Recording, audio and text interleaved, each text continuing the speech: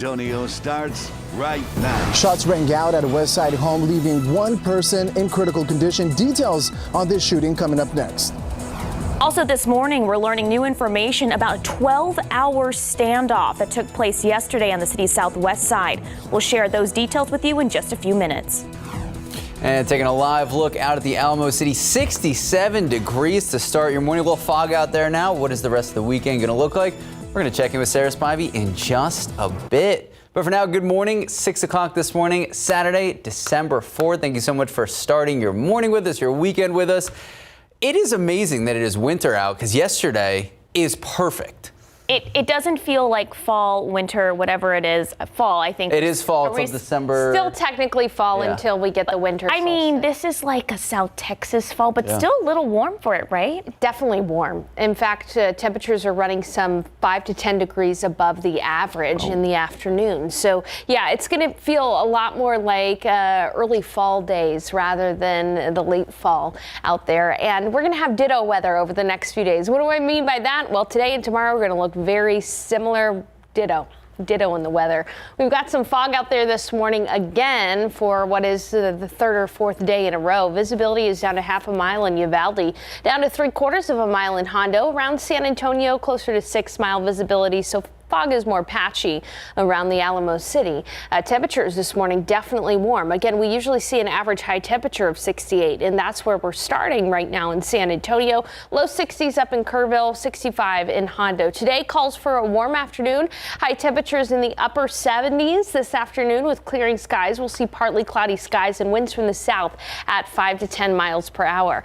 But we are expecting a cold front within the next about 48 hours or so. So I'll have a look ahead to the forecast and how cool temperatures will drop coming up in a bit. Max. Thank you, Sarah. New this morning, what appears to have been possibly a love triangle involving 3 people ends with 1 person shot. All of this happening late last night on the city's west side. Jonathan Cotto joins us live now with the details. Jonathan, what do we know so far? Max, information is limited, but we do know police have 2 people in custody and have reason to believe that one of them may be the suspect involved in this shooting. This is what we know right now. Just before 11 p.m., San Antonio Police Department responded to a home on Eldridge Avenue. That's a neighborhood near Enrique N. Barrera Parkway and Castroville Road. Now, they say a woman was shot in the stomach 3 times. They tell us all this happening in the woman's living room. Police say the woman may have been in a lover's quarrel with the man and woman in custody. Now, we do know the woman was taken to University Hospital and is said to be in critical condition. Of course, this shooting remains under investigation. We'll update you as more information becomes available. Reporting Jonathan Cotto, KSAT 12 News. Thank you, Jonathan. Well, new information this morning about a standoff that happened yesterday that lasted over 12 hours. We're learning more about what exactly was going on during that time. The man at the center of the situation is 58-year-old Renee Devorah. This is his mugshot from 2000. We have not received his current mugshot. Around midnight yesterday, police got a call from Devorah's employer who said he told them he had, quote, snapped and killed his roommate and was going to hurt himself. According to the arrest affidavit, when officers went to check on him at his home on Bright Valley Drive, Devorah refused to come out and cut his throat with a utility knife. After several hours of communications, Devorah told authorities that he had killed a woman and put her in the trunk of her car. Investigators found the woman's body in her car on Old Seguin Road near FM 78 and Ackerman Road in Kirby. The woman appeared to have died from multiple injuries to her head. After over 12 hours of barricading himself in his home, Devorah finally surrendered. He's now being charged with murder. The woman's identity has not been released at this time. In your morning headlines, the parents of a 15-year-old boy accused of killing 4 students, wounding many others at a high school in Oxford Township, Michigan. His parents now in custody. James and Jennifer Crumbly were arrested in a commercial building in Detroit early this morning. ABC's Karina Mitchell has the latest. We have taken into custody James and Jennifer Crumbly. The parents of the teen charged in the Oxford High School shooting are now in custody. They certainly appear to be distressed, as you can imagine. As I indicated, they were in a commercial building in a room We were able to take them into custody without incident, but however, they were very distressing. The couple last seen at their son's arraignment Wednesday, where they appeared via video. They were due to surrender ahead of their own arraignment on Friday, but did not present themselves. The FBI and the U.S. Marshal's Office helped the Sheriff's Office in the search, with the U.S. Marshals announcing an up to $10,000 reward for any information. There were a lot of things that could have been so simple to prevent. McDonald detailing a timeline beginning with James Crumbley's purchase of that Sig Sauer 9mm pistol on Black Friday. Prosecutors referencing these now deleted Instagram posts. One last Friday from the alleged shooter's account captioned, "Just got my new beauty today." And this post Saturday on his mother's account captioned, "Mom and Sunday, testing out his new Christmas present." Then there were several in-classroom incidents on Monday where prosecutors say one teacher caught the suspect searching online for ammunition on his phone. The school saying they called the parents but never got a response. But Ethan's mother, Jennifer Crumbley, allegedly texting her son saying, quote, "I'm not mad at you. You have to learn not to get caught." And then another incident happening the morning of the shooting when prosecutors say a teacher confiscated an alarming drawing showing a gun, blood, and the words, "The thoughts won't stop. Help me." The Crumbleys were called to the school where prosecutors say they refused to take Ethan home. He was returned back to class with his backpack, where we have reason to believe the gun was stored in the backpack. The shooting happening just hours later, and as the word spread, prosecutors say Jennifer Crumbley texting her son Ethan, "Don't do it." His dad calling 911 just minutes later to report his gun was missing and that Ethan might be the shooter. The notion that a parent could read those words and also know that their son had access to a deadly weapon that they gave him is unconscionable, and I think it's criminal. Karita Mitchell, ABC News, New York. Well, back here overnight, big news in the Alamo City. UTSA Roadrunners are Conference USA champs, defeating Western Kentucky last night. Birds up because the Roadrunners were rolling yesterday. Take a look at the highlights. Trailing 7-0 in the first quarter, quarterback Frank Harris keeps it himself right at the middle, racing the end zone, untouched. He had a 24-yard score. Then later in the quarter, that was Sincere McCormick. 1 of 3 touchdowns, break the plane, 2-yard score, giving UTSA first lead, 14-10. Then Harris laterals Brendan Brady downfield to Zachary Franklin. Phenomenal leap and grab.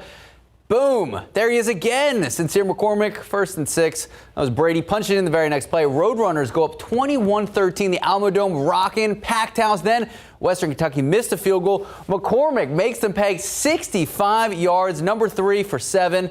He'd be crowned the game's MVP. 3 touchdowns. They led 28-13 at the break. Second half, Harris to Corian Clark, 28-yard score to go up 49-34. The Roadrunners will go on to win 49-41. They are the champs of Conference USA for the first time in program history. And it was an adorable interaction on Twitter recently between UTSA and UIW, who are playing today.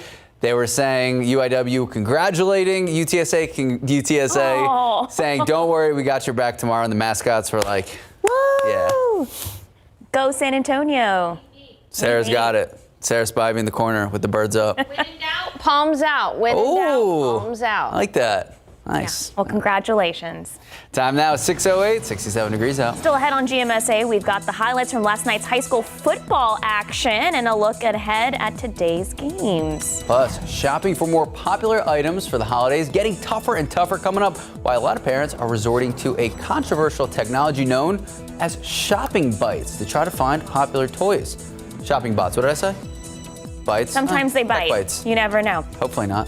All right, 6:09, 67 degrees. It's a little muggy out there. Sarah Spivey said it is seasonably warm, but she has news about a cool front coming our way. She'll tell us when we come back.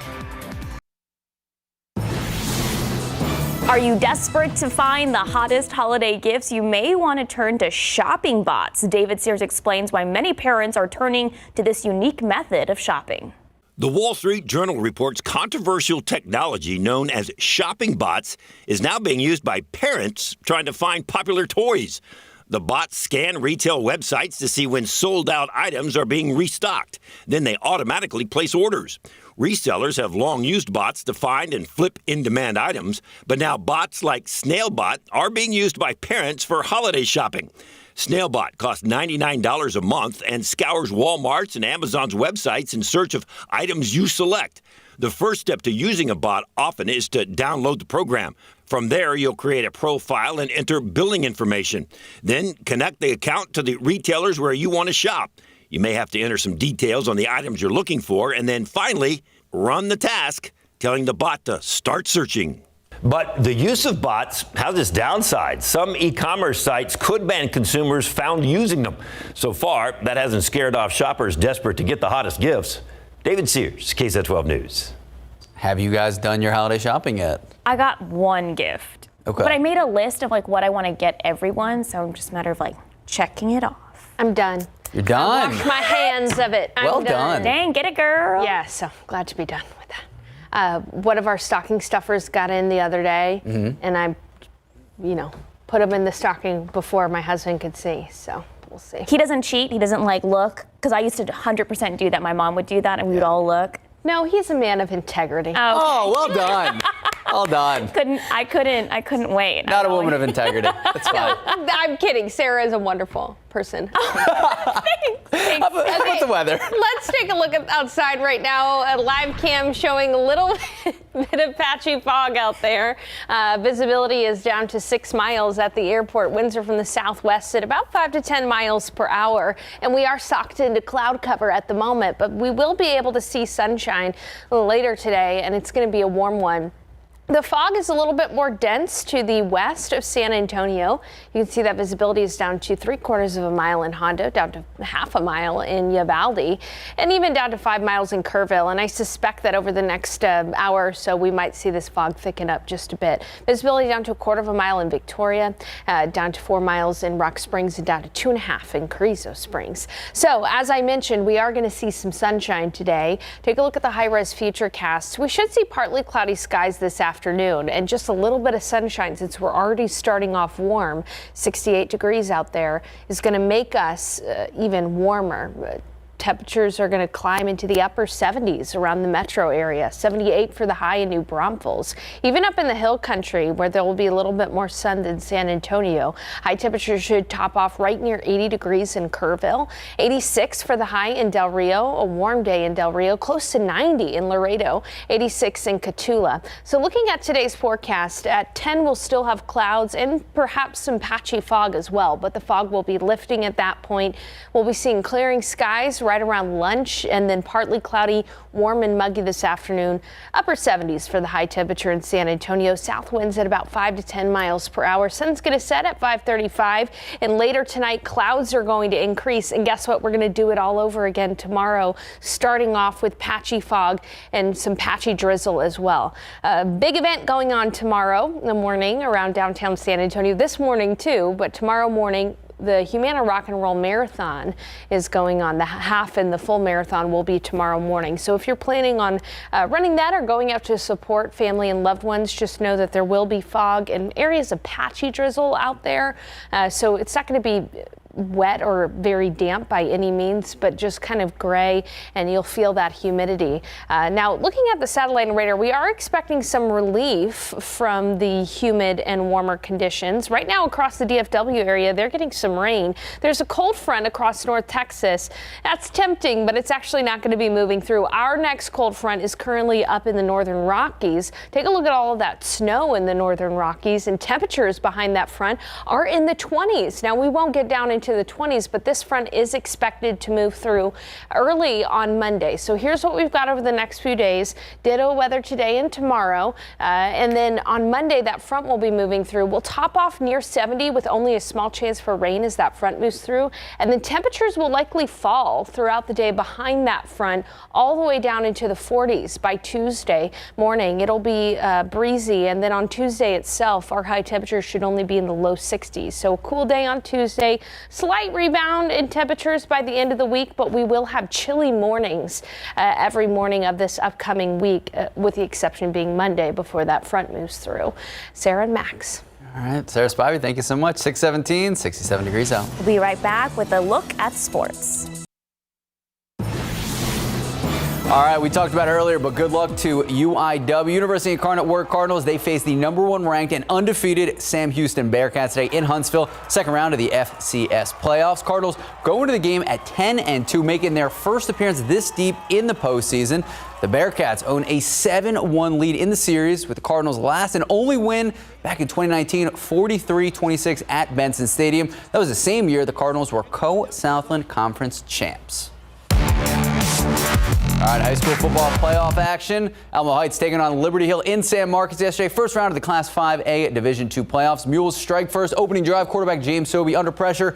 Wait for it, dialing it up. Deep ball connected with Rhett Anderson. Beautiful 30-yard score. Extra point no good. 6-0 Alamo Heights. Second quarter now trailing 7-6. Sobey finding Anderson again. Look at that leaping grab. Looking like Michael Gallup in the corner of the end zone. Whew, 1 foot inbound, so that is good to go. Put up Alamo Heights 12-7, but the Mules coming just short of advancing to the next round of the playoffs. They lose 43-40. Still a phenomenal season. And don't worry, a lot of action today. 2 more local schools playing, hopefully advancing to the next round of the playoffs. Brennan taking on Lake Travis 2 p.m. Fredericksburg taking on Austin Johnson at 3 p.m. So good luck to everyone. And hey, what a day. What a day. What a weekend. Absolutely. We got some good championship games today, too. 622, 67 degrees out. We'll be right back with a sneak peek of today's new episode of Texas Eats.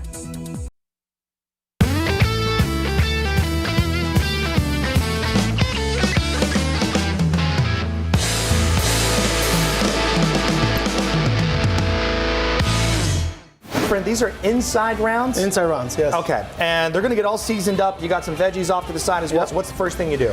The seasoning. The seasoning. Yes. Okay, so you have this all pre-portioned out. So you just open this up, or what do you do? We just open it up and throw it right in here. Oh, the whole thing? The whole thing. Oh, look at you. Okay. Like that. Just like that. There you go. You can't mess this up, right? No, because I already portioned it for you and put everything that you need on there. You got some onions, looks like. Onion. It's just the ends of the onion, so it gives a good flavor, and some chop. So we have a good flavor on it. Spread yours around. Yeah. I'm just going to make it go like that. There you go. And that's what you want. You're actually using the tops. A lot of people throw this part away. Right, which is, most people do. And it actually is beneficiary for the beef because it gives a good flavor. Some tomatoes. Just throw it on here. There we go. That. Oregano. Oh, oregano? Yep. Nice. Okay. We do 2 of these. Oh, look at you. 2 like that. All right, now what do you got here? This looks like a fine black pepper? Or? Fine black pepper. So we put 1 of those in there. A little insider info. David Elder joining us at about 9:50 today. Very excited for him to join us. Excited for him or excited for the food? Both. 626, 67 degrees out. Still ahead on GMSA, an officer in Dallas area has died after he was shot responding to a call. And a man riding his bike overnight here in the Alamo City hit by a truck on the city's northwest side. Those stories and much more when we come back.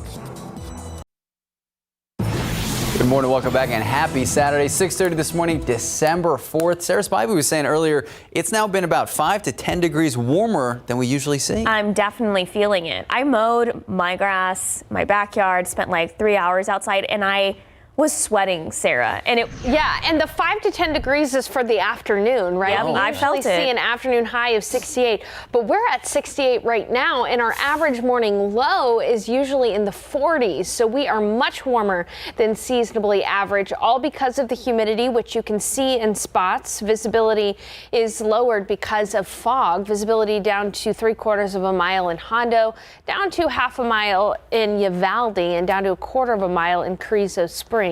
Now here in San Antonio, the fog is not as thick. It's thicker off to the west. And again, those temperatures off to the west are a little bit cooler and closer to the dew point. That's why in Rock Springs, visibility is down to 1/2 mile right now, and temperatures are in the upper 50s. But that's the cool spot on the map. 62 in Uvalde, 65 in Del Rio, 68 in New Braunfels, 68 here in San Antonio. Already 70 degrees to start the day in Pleasanton. Now we will see some sun today, but it will come in the afternoon. And as soon as we see that sunshine, temperatures are going to warm up drastically. We'll be in the upper 70s for the high temperature this afternoon. South winds at 5 to 10 miles per hour. Not cool this evening either. Temperatures are going to be in the 60s. So what's up with the weather this weekend? Ditto days this weekend. Weather's going to be same tomorrow as it is today. Cold front, though, does arrive Monday, and that'll shake things up and bring back the chilly mornings next week. So we've got a lot to uncover. In fact, talking about rain chances with that front as well in just a few minutes. Sarah and Max. Thank you, Sarah. Well, new this morning, a man attempting to cross an intersection on the west side was hit by a vehicle. Jonathan Colto joins us live. Jonathan, do we know if that man is okay? Good morning, Sarah. Well, police tell us that man was sent to University Hospital and is said to be in critical condition. But let's take a look at what that scene looked like earlier this morning. Just before 1:30 this morning, San Antonio police say a man rode into the intersection at Cincinnati and Bandera Road. That's on the city's west side. Now, they say the driver of a pickup truck was traveling eastbound on Bandera when he hit the man on his bike at the intersection. Now, we have learned the driver had the green light. Police say the driver was not intoxicated and did stop to help and will not be facing any charges. Reporting Jonathan Cotto, KSAT 12 News. Thank you, Jonathan. Also new this morning, we learned the name of the woman who was hit and killed by a van Thursday night on the city's west side.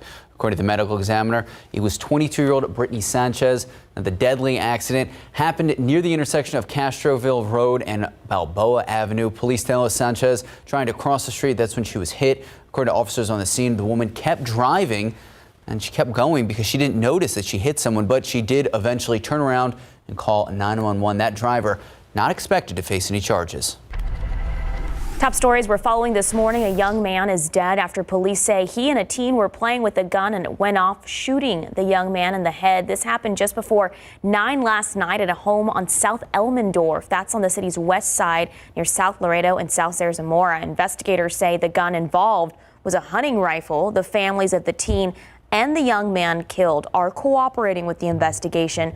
Charges are pending, but it's unclear against who.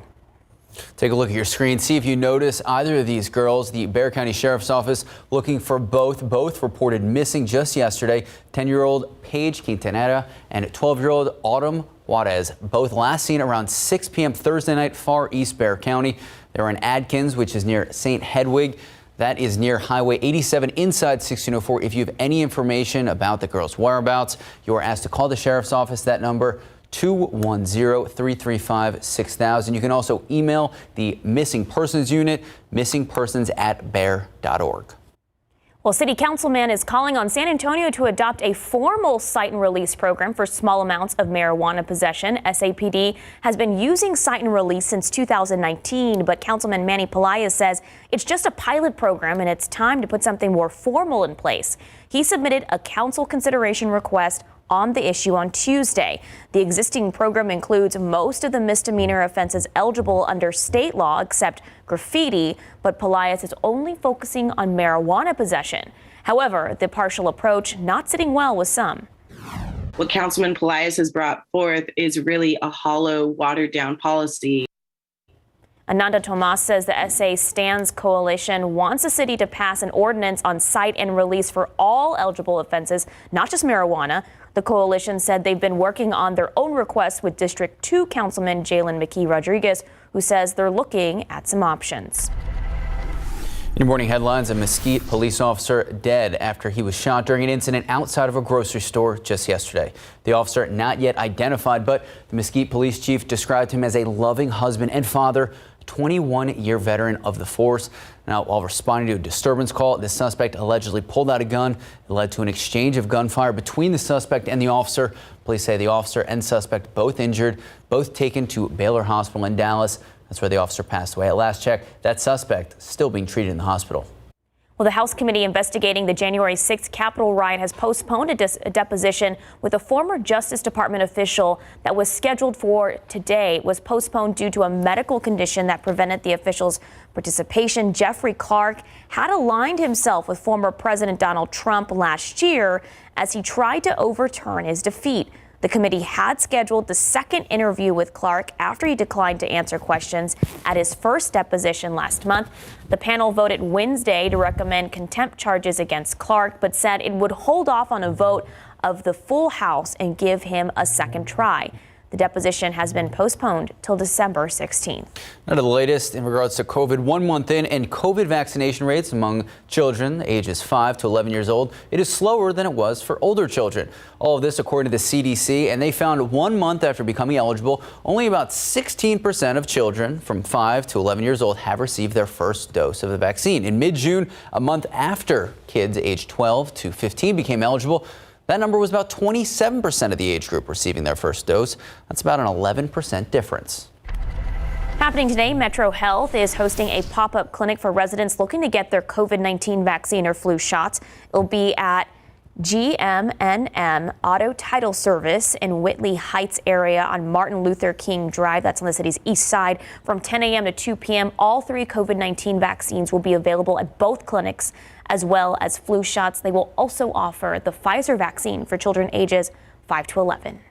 And TxDOT hosting its 6th annual Child Passenger Safety Check event today, an opportunity to educate parents and families about the importance of buckling up and making sure your kids are buckled up correctly, having their seatbelts checked by a registered technician. The event will be at the TxDOT office right off of 410 near Callahan Road, and that starts at 9 a.m.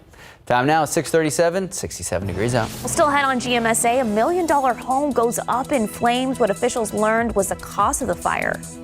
Plus, while you're online shopping, you got to be aware of cyber scammers trying to get your personal info. How you can protect yourself and your family after the break. 67 degrees at 6:38 this morning. It is muggy out there. Sarah Spivey will let us know what our Saturday forecast looks like and when we can expect a cool front in the future. We've got a lot of energy today. Welcome back to Whatever the Weather podcast. Weather, myths, and folklore. Red sky in the morning, sailor's warning. I grew up hearing it being said. This one I've never heard. This next one, though, I'm not going to lie. I believed it when I was younger. Roll with me. They saw the acorn as being associated with Thor. History takes this saying back to the 1700s, and it originated. Wow. Yes, so this is how I know that I'm not crazy. I'm not making this up. This is the second time I've brought up Twister today. I guess that's not totally unusual. No.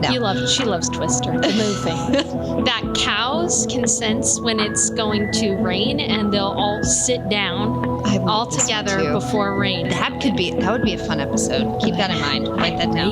Write it down. She didn't write anything down. Okay.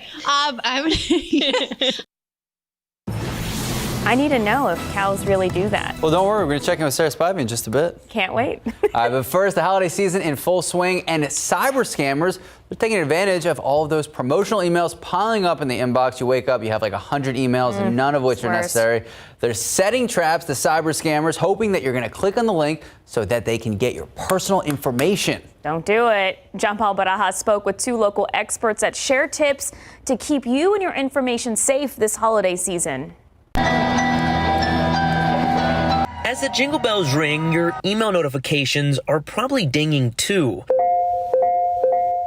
The problem is, cyber experts explain a lot of them are likely traps trying to get you to click a link.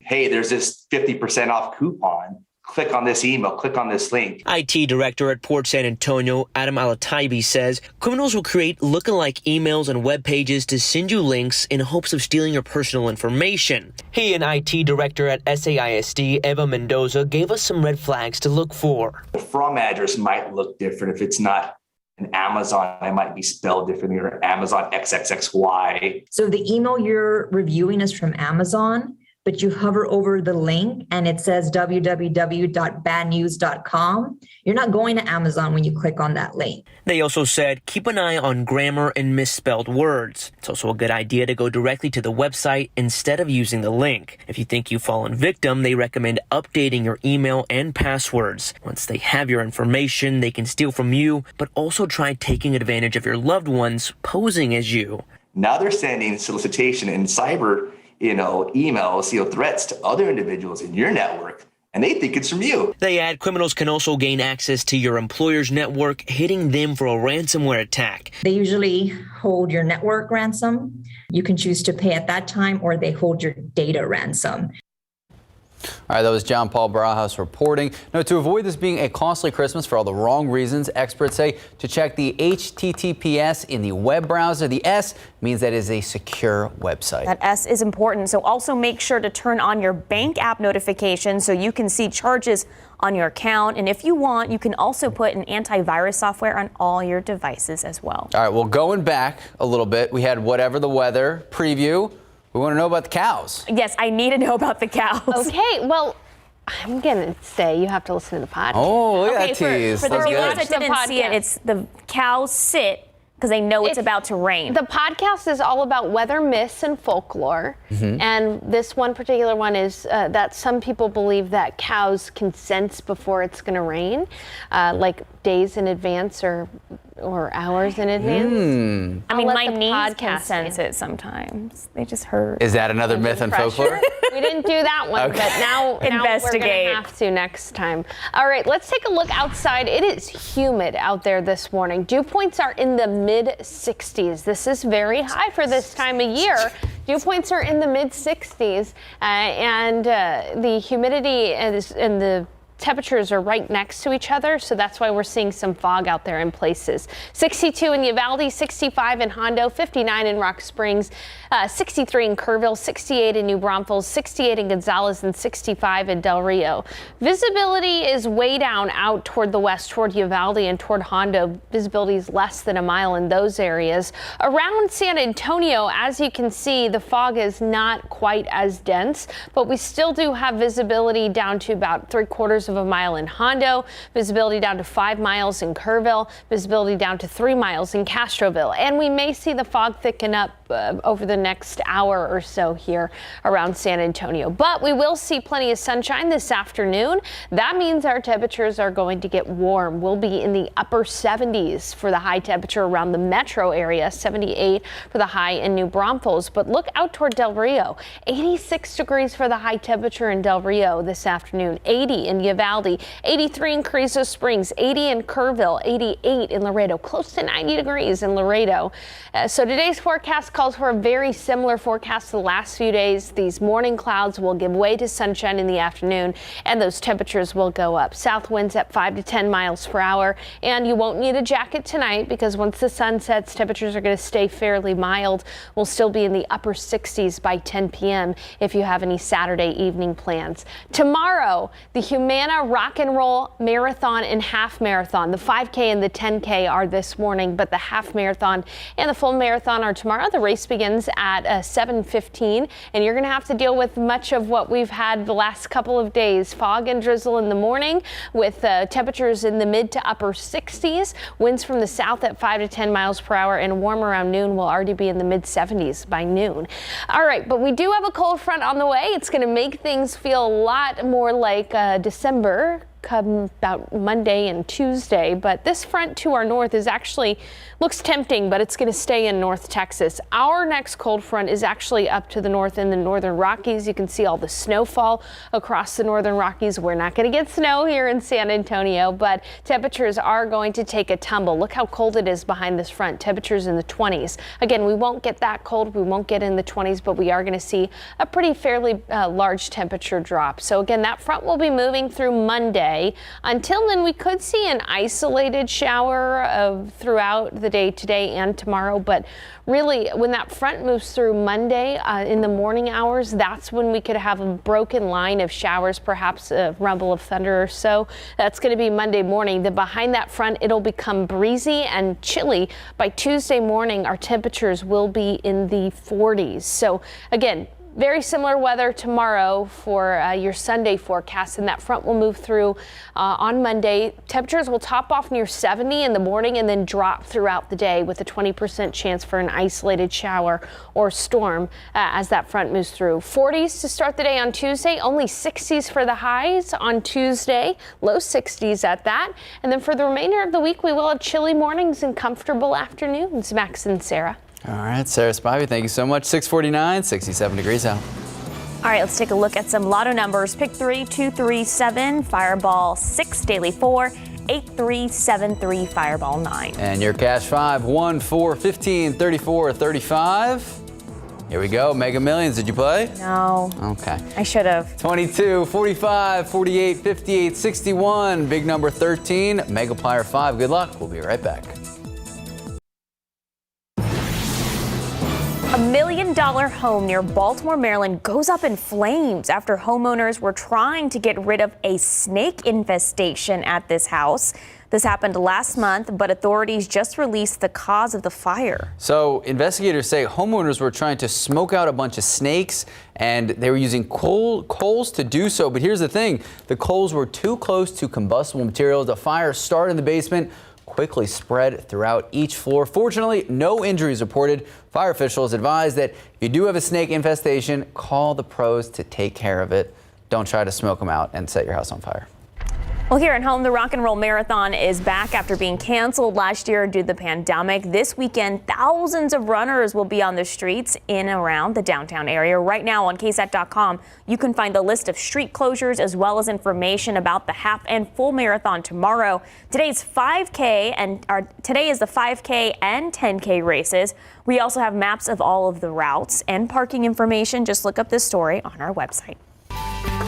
All right, well, it is the season of giving. Important to remember that holiday season, not just about getting gifts, it's about giving gifts. So tomorrow we are going to be participating in the 25th annual Gotcha Covered collection drive. It benefits the San Antonio Food Bank, Haven for Hope, and the Battered Women's and Children's Shelter. From 9 a.m. to 3 p.m. tomorrow, you can donate new or gently used clothes, personal hygiene products, and non-perishable food at the collection site at the Park North Shopping Center. That's near 410 and Blanco Road. You can find a full list of items being requested right now. Just head to KSAT.com.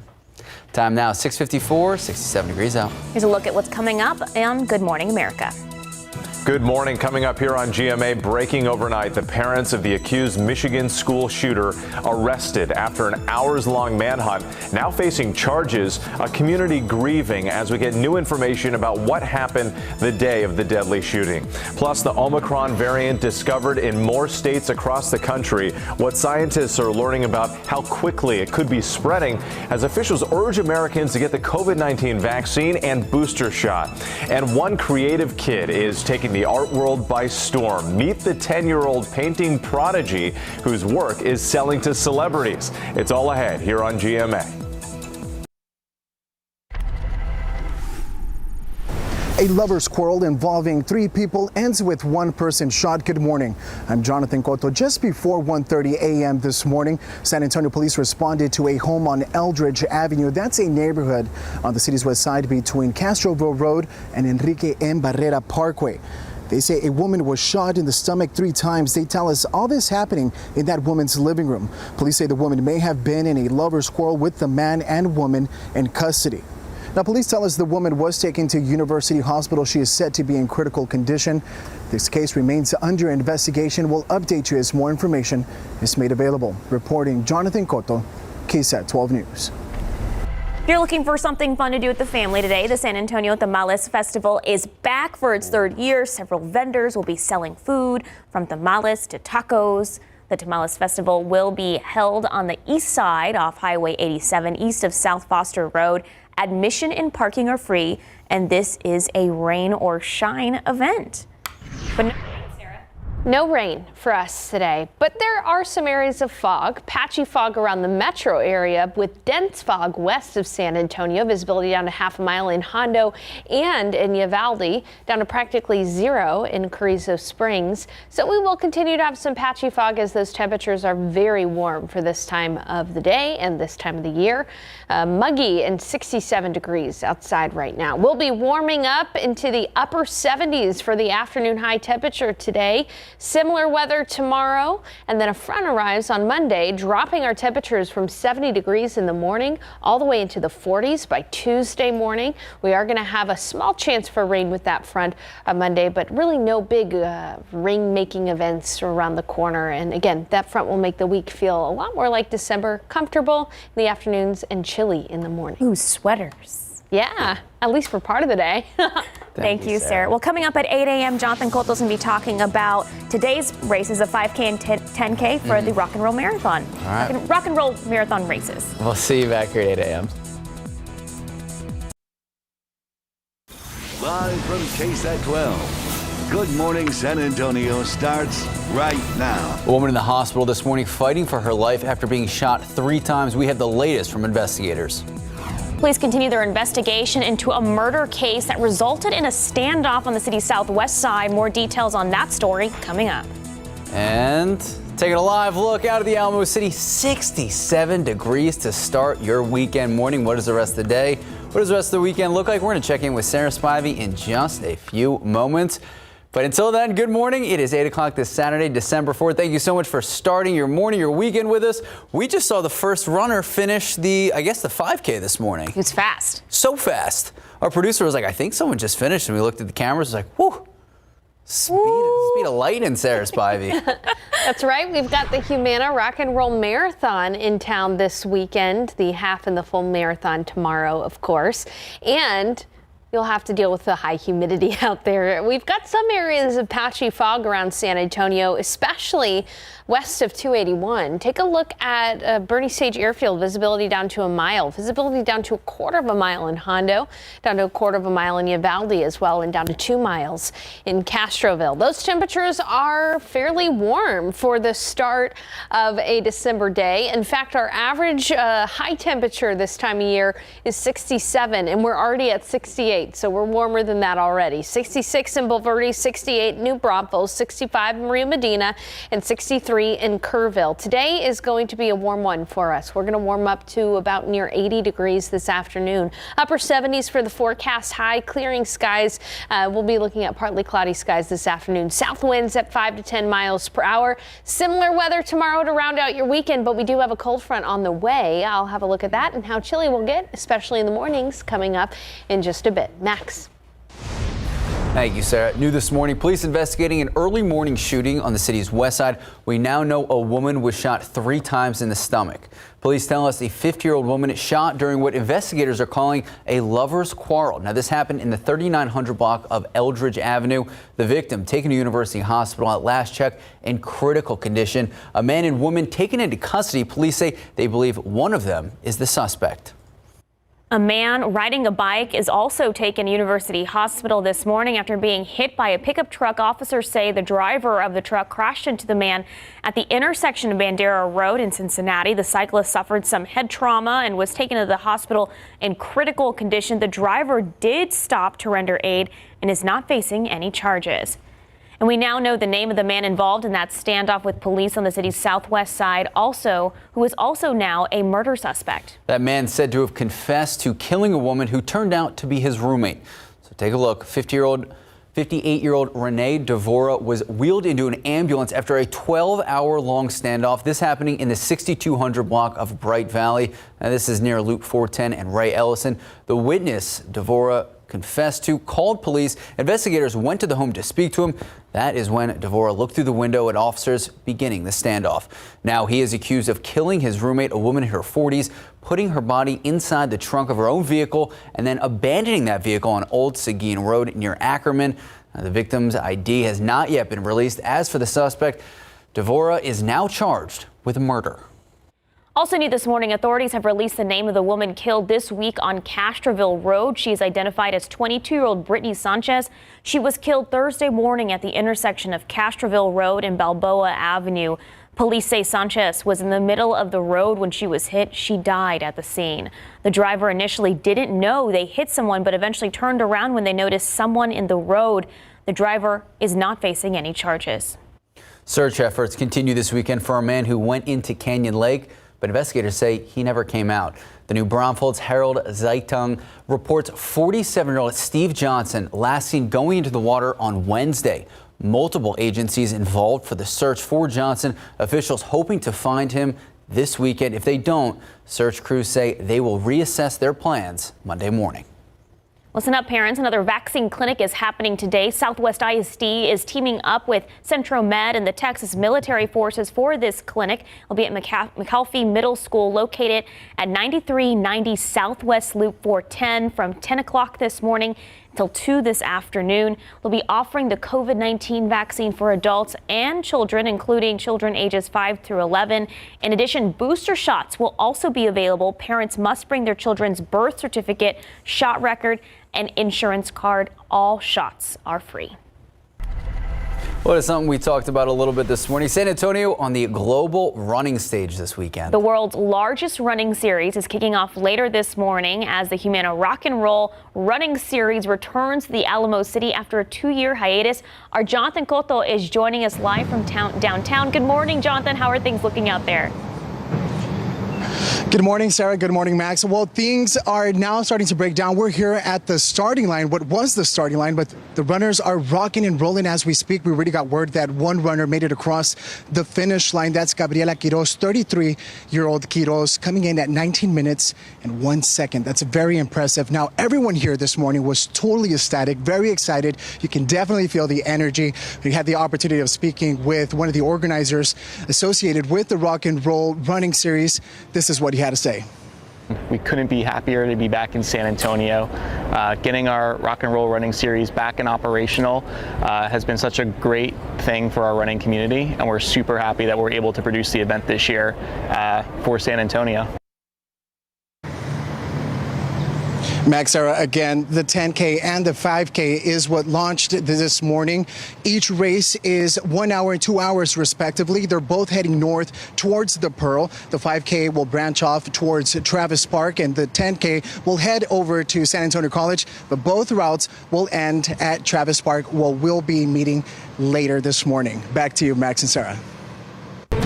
All right, Jonathan Cotto, thank you so much. UTSA's history-making season ends with the Roadrunners on top, earning their first ever Conference USA championship, and they did it in grand fashion. The Roadrunners offense leaving everything on the field at the Dome last night, trailing 7-0 in the first quarter.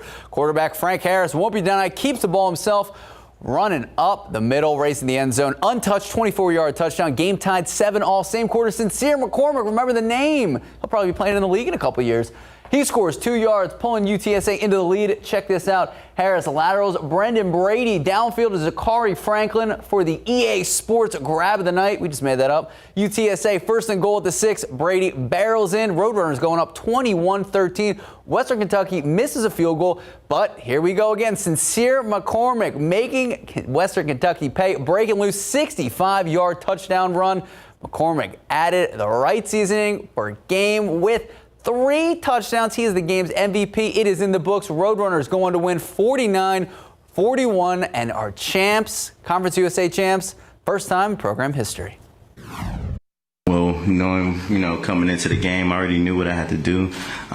Trust my training, trust my rules, and the stuff I've been doing all year long. It don't matter. I told Coach, I said I'd die for this team before we lose. So, going into the game, my mindset to mentally continue to get the yards. All glory to God. It was tough for me when I first got to college, trying to figure everything out.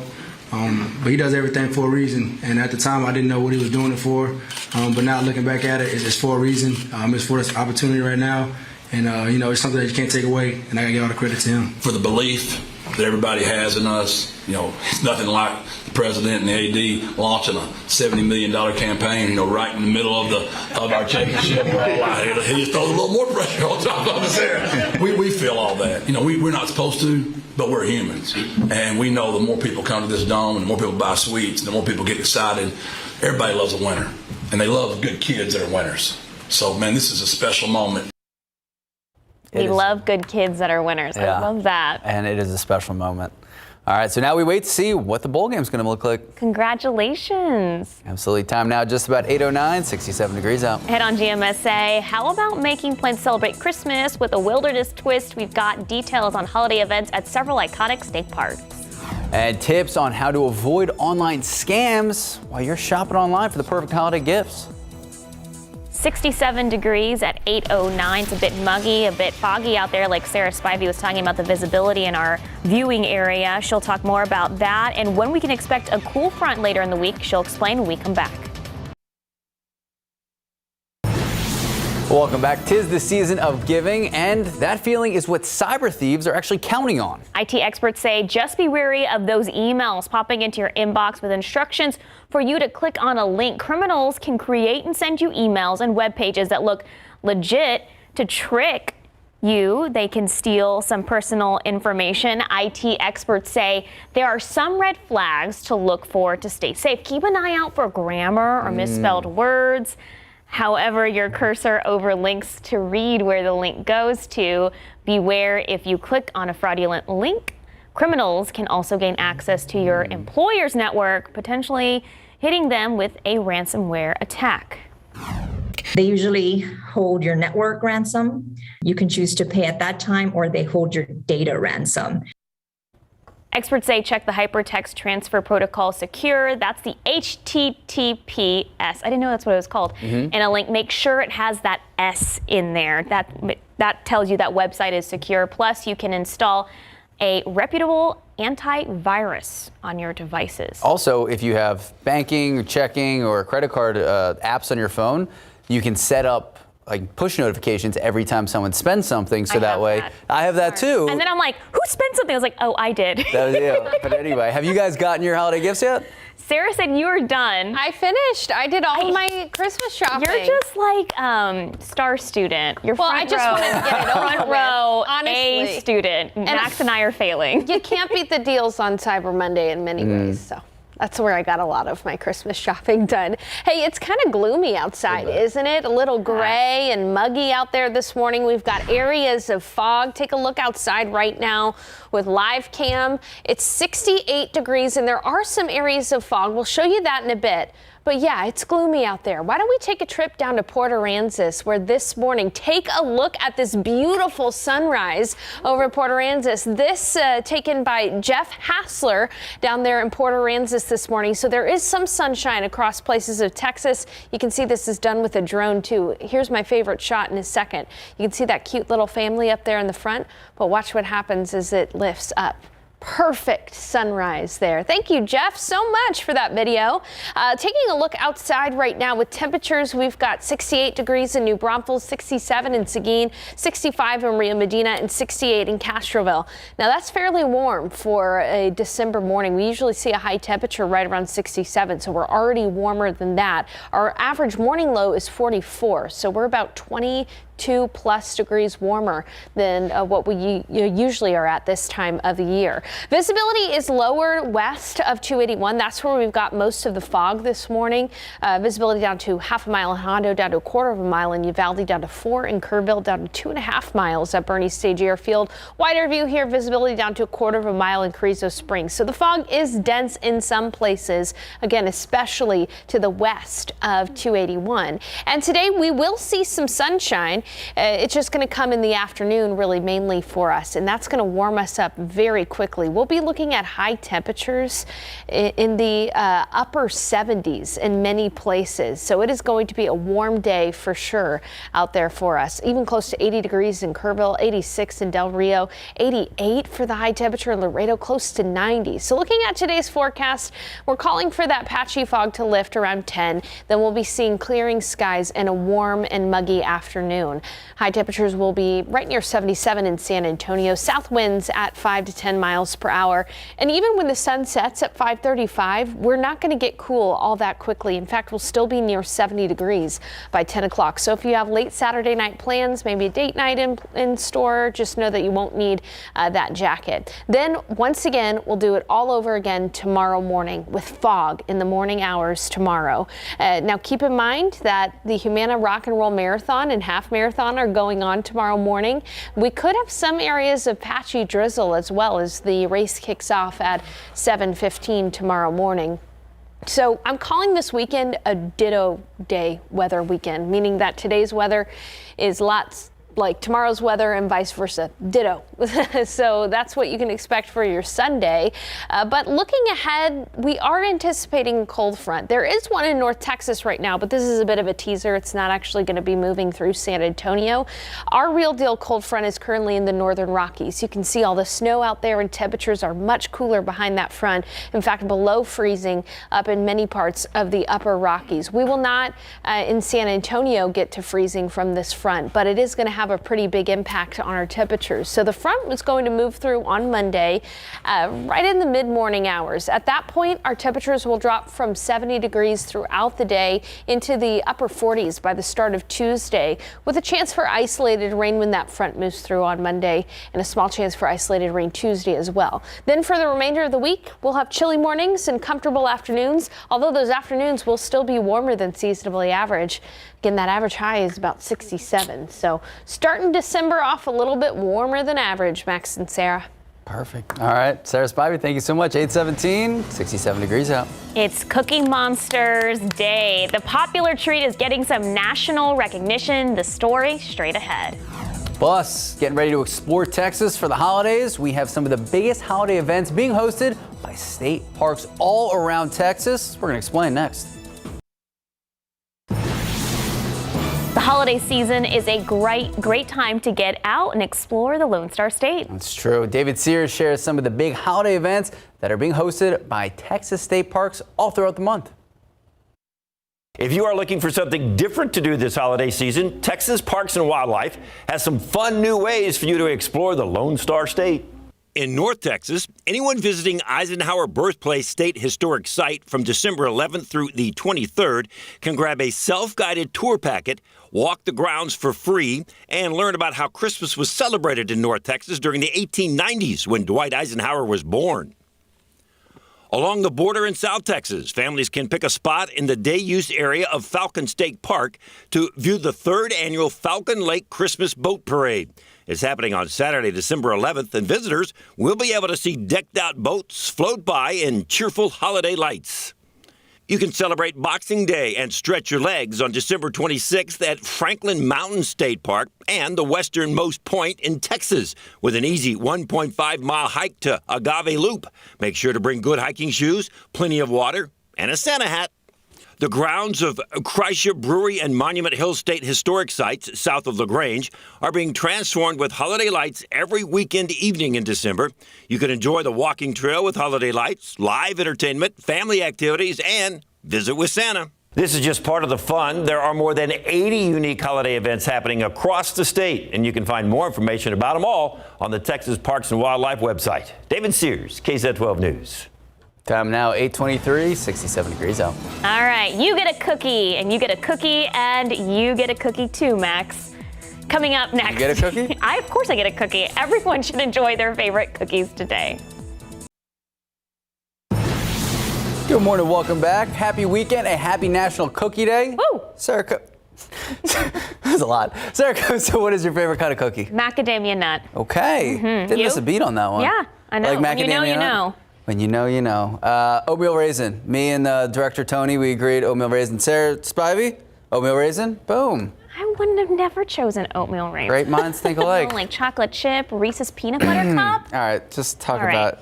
Well, there is a flavor and texture to suit every taste, like we've been mentioning, as long as they aren't burnt, Max. So go ahead, grab 1 or 2 or 15, indulge yourself. Today is National Cookie Day. Cookies have been around since the 7th century. Oh. They first appeared in Persia. Interesting. So when sugar became more popular, more common in the region, that is when they came about. The sweet snack quickly spread to Europe and beyond. And some may even credit the Cookie Monster for the day. I've been singing that song. You have. Sesame Street included National Cookie Day for the first time on its 1976 calendar. C is for cookie. That's good enough for me. On that note, Cookie, 8:27, cookie. 67 degrees out. All right, the Santa Fe District Attorney is responding to Alec Baldwin. What he said in his exclusive interview with ABC, the DA's response, that's coming up. Plus details on a new COVID treatment for children. We'll explain. Good morning and happy Saturday. 8:30 this morning, Saturday, December 4th. Thank you so much for starting your weekend with us. It is quite a weekend. Not only is it a little warmer than usual, but there's a lot of runners going around the KSAT studios this morning. Yeah, why are they doing that? Just for fun? I'm just for kidding. fun. Well, it is the Rock and Roll Half Marathon and Marathon running series. Today was just the 10K and the 5K, and we'll talk more about that. Jonathan Cotto is actually live as the runners are starting to come in this morning, Sarah. But they had some pretty humid, sticky nasty weather out there. Yeah, and if you or a family member or friend is choosing to participate in the Humana Rock and Roll Marathon, know that tomorrow it's going to be very similar to today. We're going to have morning fog and in some areas mist as well. So let's take a look outside right now. You can see just how gray it is out there. Visibility is improving in San Antonio, though. Take a look at the satellite imagery, socked into cloud cover around the metro area, but you look up toward Kerrville and in northern Kendall County as well. You can see the clearing line there. Throughout the morning, these clouds are going to dissipate and we'll be able to see sun in San Antonio by the afternoon. It'll be a partly cloudy afternoon, but again, a wider view here. Those clouds extend all the way out to Del Rio, Eagle Pass, and this morning temperatures are fairly warm for a December morning. In fact, warmer by about 20 plus degrees. We usually see a morning low right around 44 at this time of year. It's 68 in New Braunfels, 66 in Hondo, 64 in Uvalde, and 62 in Del Rio. A lot warmer because the humidity is higher, and in fact, you can see that in some places with some fog, especially west of 281. Visibility is down to a quarter of a mile in Uvalde and down to a quarter of a mile in Carrizo Springs, down to a mile and a quarter in Hondo. So today's forecast around San Antonio calls for clearing skies this afternoon, upper 70s for the high, so a lot warmer than average. South winds at 5 to 10 miles per hour, and when the sun sets, we will not cool off all that quickly. We'll still be near 70 degrees by 10 p.m. So what are we going to talk about in the forecast? What's up with the weather this weekend? Ditto days this weekend. Tomorrow's going to be very similar to today. And a cold front, though, will arrive Monday. That'll shake things up and give us chilly mornings in the week ahead. I'll tell you whether or not we're expecting rain with that front coming up in a few minutes. Max and Sarah. Thank you, Sarah. Now to that deadly shooting on the movie set in Santa Fe. The Santa Fe District Attorney responding to what Alec Baldwin had to say in his exclusive interview with George Stephanopoulos. Kaylee Hartung has an interview you'll only see on ABC. This morning, new fallout from George Stephanopoulos' exclusive interview with Alec Baldwin. Honest to God, if I felt that I was responsible, I might have killed myself if I thought I was responsible. I don't say that lightly. The Santa Fe District Attorney, who could press criminal charges, reacting first on ABC News. You can see that he is devastated by what happened.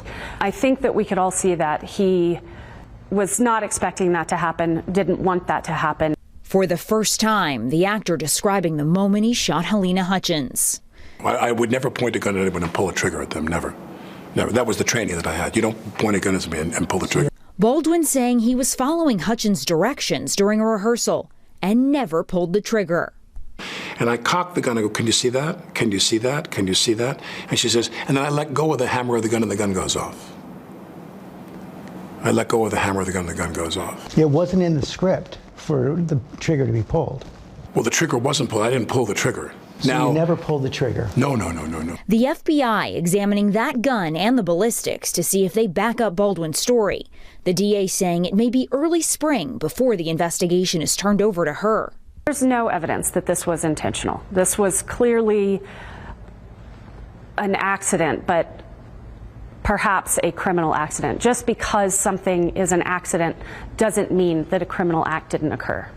Alec Baldwin told ABC News he doesn't believe he will be criminally charged. Is he correct to make that statement this early in the investigation? I would not say that. Baldwin saying he had no reason to suspect a live round could be in the gun and insisting he is not responsible for Hutchins' death. Your emotions are so clearly so right there on the surface. You felt shock, you felt anger, you felt sadness. Do you feel guilt? No. I feel that there is. I feel that someone is responsible for what happened, and I can't say who that is, but I know it's not me. For Good Morning America, Kaylee Hartung, ABC News, Los Angeles. In your morning headlines, officials in South Africa say COVID cases there have more than quadrupled. To end the week, South Africa reported more than 16,000 new COVID-19 cases. The National Institute for Communicable Diseases revealed that some of the new cases were people who had previously gotten COVID and had been reinfected with the Omicron variant. Now, the World Health Organization announced that they will deploy a surge team to the current epicenter of the Omicron outbreak. That way they can help with surveillance, sequencing, and even contact tracing. Not taking any chances, Ireland has begun implementing new COVID-19 restrictions, including closing down nightclubs. Ireland has so far only identified one case of the Omicron variant. Officials are imposing a 50% cap on indoor events amidst fears of the new variant. People looking to enter into hotel bars and restaurants and gyms will have to present their COVID-19 pass. The Irish government says it can't ignore the advice of their chief medical officer, public health officials. Well, the FDA expanding its emergency use authorization for a COVID antibody treatment, but this time it's for kids. Doctors able to use the COVID combination treatment that can treat kids under the age of 12 years old, and that even includes infants. The antibody cocktail can be used to help small children with mild to moderate symptoms who are at high risk for severe disease. Back in February, it was authorized to treat people ages 12 and up. The drug maker says it has worked well in adult patients exposed to the Delta variant. They're still trying to determine how it will neutralize the Omicron variant.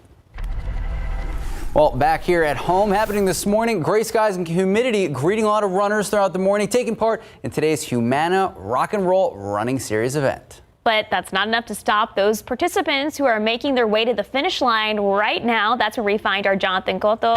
You are live in Travis Park. Jonathan, have you seen a lot of runners come in so far? That's right, Sarah. The runners just keep on trickling in. They're running past by us, rocking and rolling this morning here at the finish line in Travis Park. Now, we've had an opportunity to speak with a number of participants who are just thrilled to be able to do this. As we know, rock and roll was not able to be held here in San Antonio for the past 2 years. Today, it's coming to full fruition, and we are here. Let's see if we can speak with some folks here, catch them off guard, and see if they have any words that they can share with us. Right now, sir, it looks like you just finished the 5K, 10K. How are you feeling this morning? Fine. How great does it feel to be able to participate in this 5K, 10K run this morning, considering the past 2 years?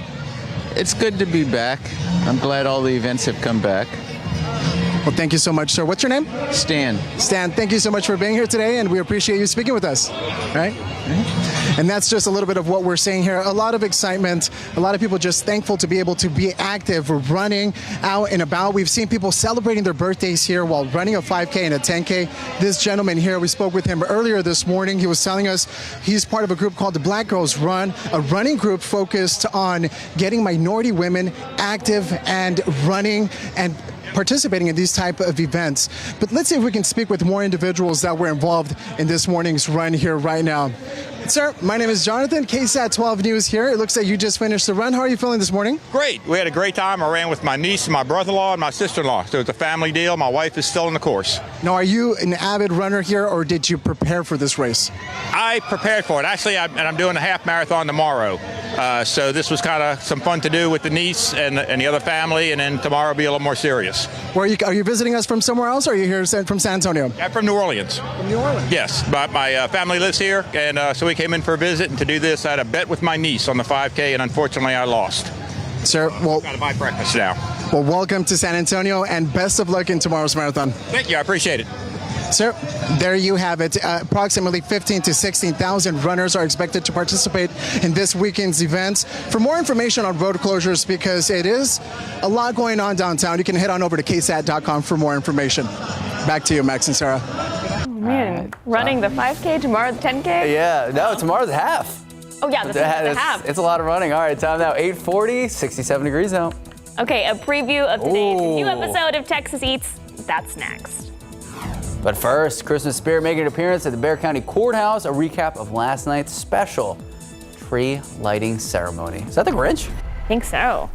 It's pretty Grinch weather outside, 67 degrees. I'm not liking this humidity. Sarah Spivey will let us know if it's going to hang around or what we can expect later in the weekend. She'll explain when we come back.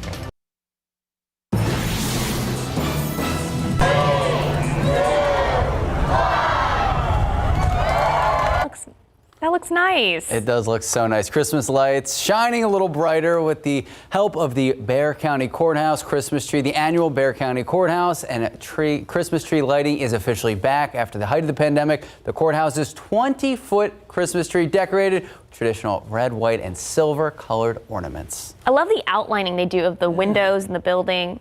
Yeah, well, with this weather, you got to make it look like Chris's because it definitely doesn't feel like it out there. And you know what? We're going to have very similar weather like the last few days where we've started off the day with that high humidity and fog in areas. Now, not necessarily around the metro area, but especially west. Take a look at these dew points. Dew points are very high right now. Dew points are in the mid-60s. This is sometimes a summertime dew point. And so you can feel the humidity and you can see it in many places, especially west of San Antonio. We'll get to that in a bit, but temperatures are on the warmer side. It's 68 in New Braunfels, 63 in Kerrville, 66 in Hondo, 68 in Cotulla. And I say 68, and some people may not think that's warm. Well, comparatively it is. We usually see a morning low right around 44 this time of year, so we're 24 degrees above the average morning low. Yeah, that's fairly warm for December. And outside right now, you can see that we're socked into cloud cover, at least temporarily here in San Antonio. This is near the airport. And visibility is lower west of San Antonio. We've got some fog at Port SA, reducing visibility to 5 miles. Up at Bernie Stage Airfield, 2-mile visibility there, less than 2 miles in Hondo and about 3 in Castroville. But we are going to see some sunshine this afternoon and some high thin cirrus clouds. And so that's going to warm us up really quickly. The sun, as soon as we see it, we're going to be seeing temperatures in the upper 70s for the high. Del Rio at 86 for the high temperature this afternoon, 80 in Uvalde, 78 in Rock Springs, 83 in Carrizo Springs, 80 in Gonzales, and 78 in New Braunfels. Our forecast around the San Antonio metro area calls for 71 at noon, and that's when we'll start to see some sunshine. Upper 70s for the high temperature. South winds at 5 to 10 miles per hour. It's going to be a very mild evening. If you have late night plans tonight, just know that you won't need the jacket. Temperatures will be near 70 degrees still by 10 p.m. We've been talking about it all morning. It is the weekend of the Humana Rock and Roll Marathon. Tomorrow, the marathon and the half marathon. And if you know someone who is running, or if you're running yourself, know that you're going to have to deal with the fog and drizzle in the morning hours. Patchy in places, so not widespread drizzle, just patchy in some areas. 65 degrees for the morning low. We'll be warming up by noon. It'll be in the mid 70s, so it's going to be a warm one, but not too warm out there. Now, it's tempting. There's a front just to the north of south central Texas, but this is actually not going to be moving through San Antonio. Our relief from the more humid and warmer weather is up to the north. Across the northern Rockies, look at all of this snowfall and this pretty stout cold front. Temperatures around this front are in the 20s. Now, we are not going to get that cold, but we are going to see a pretty decent drop in temperatures by Monday afternoon. Let's take you through the Futurecast. So when this front moves through in the mid-morning hours of Monday, it could bring a line of broken thunder showers with it. Our chance for rain during the morning hours on Monday is really only 20%. No widespread rain with this front. But behind it, it's going to get breezy and temperatures will fall. We'll probably reach about 70 degrees around the mid-morning time, and then with the front moving through, temperatures are going to fall throughout the day on Monday. By Tuesday morning, we'll be waking up in the upper 40s, and highs will only be in the low 60s on Tuesday. So that's a fairly decent front. And then for the remainder of the week, we'll have chilly mornings and comfortable afternoons. So really only about 36 more hours of this higher humidity in our forecast. Max and Sarah.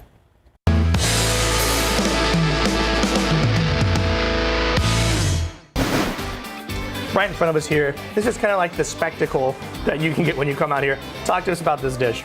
So we bring the cheese from France, from the French Alps. The raclette in France is a very classical dish. In Switzerland, France, it's melted cheese that we traditionally serve over boiled potatoes or baked potatoes. And we usually use all kind of cured meat and French cornichons. If you love cheese, you have to get the raclette. It is served tableside, and it's a half a cheese wheel that's melted on top, and they scrape it right off onto a piece of baguette, and it is absolutely delicious. You get some of the cured meat, a little bit of the pickle action going on. It's a really good bite. In front of us are some of the items on their new brunch menu out here. Croque Madame, which is a classic French dish for brunch. You know, it's an upgrade croque monsieur.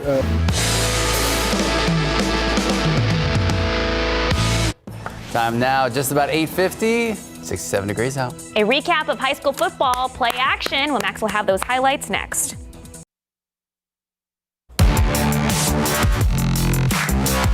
We're very proud of UTSA. We know UIW plays today, but we got a lot of high school football playoff action to talk about. Bobcat Stadium in San Marcos, neutral ground for the Alamo Heights Mules.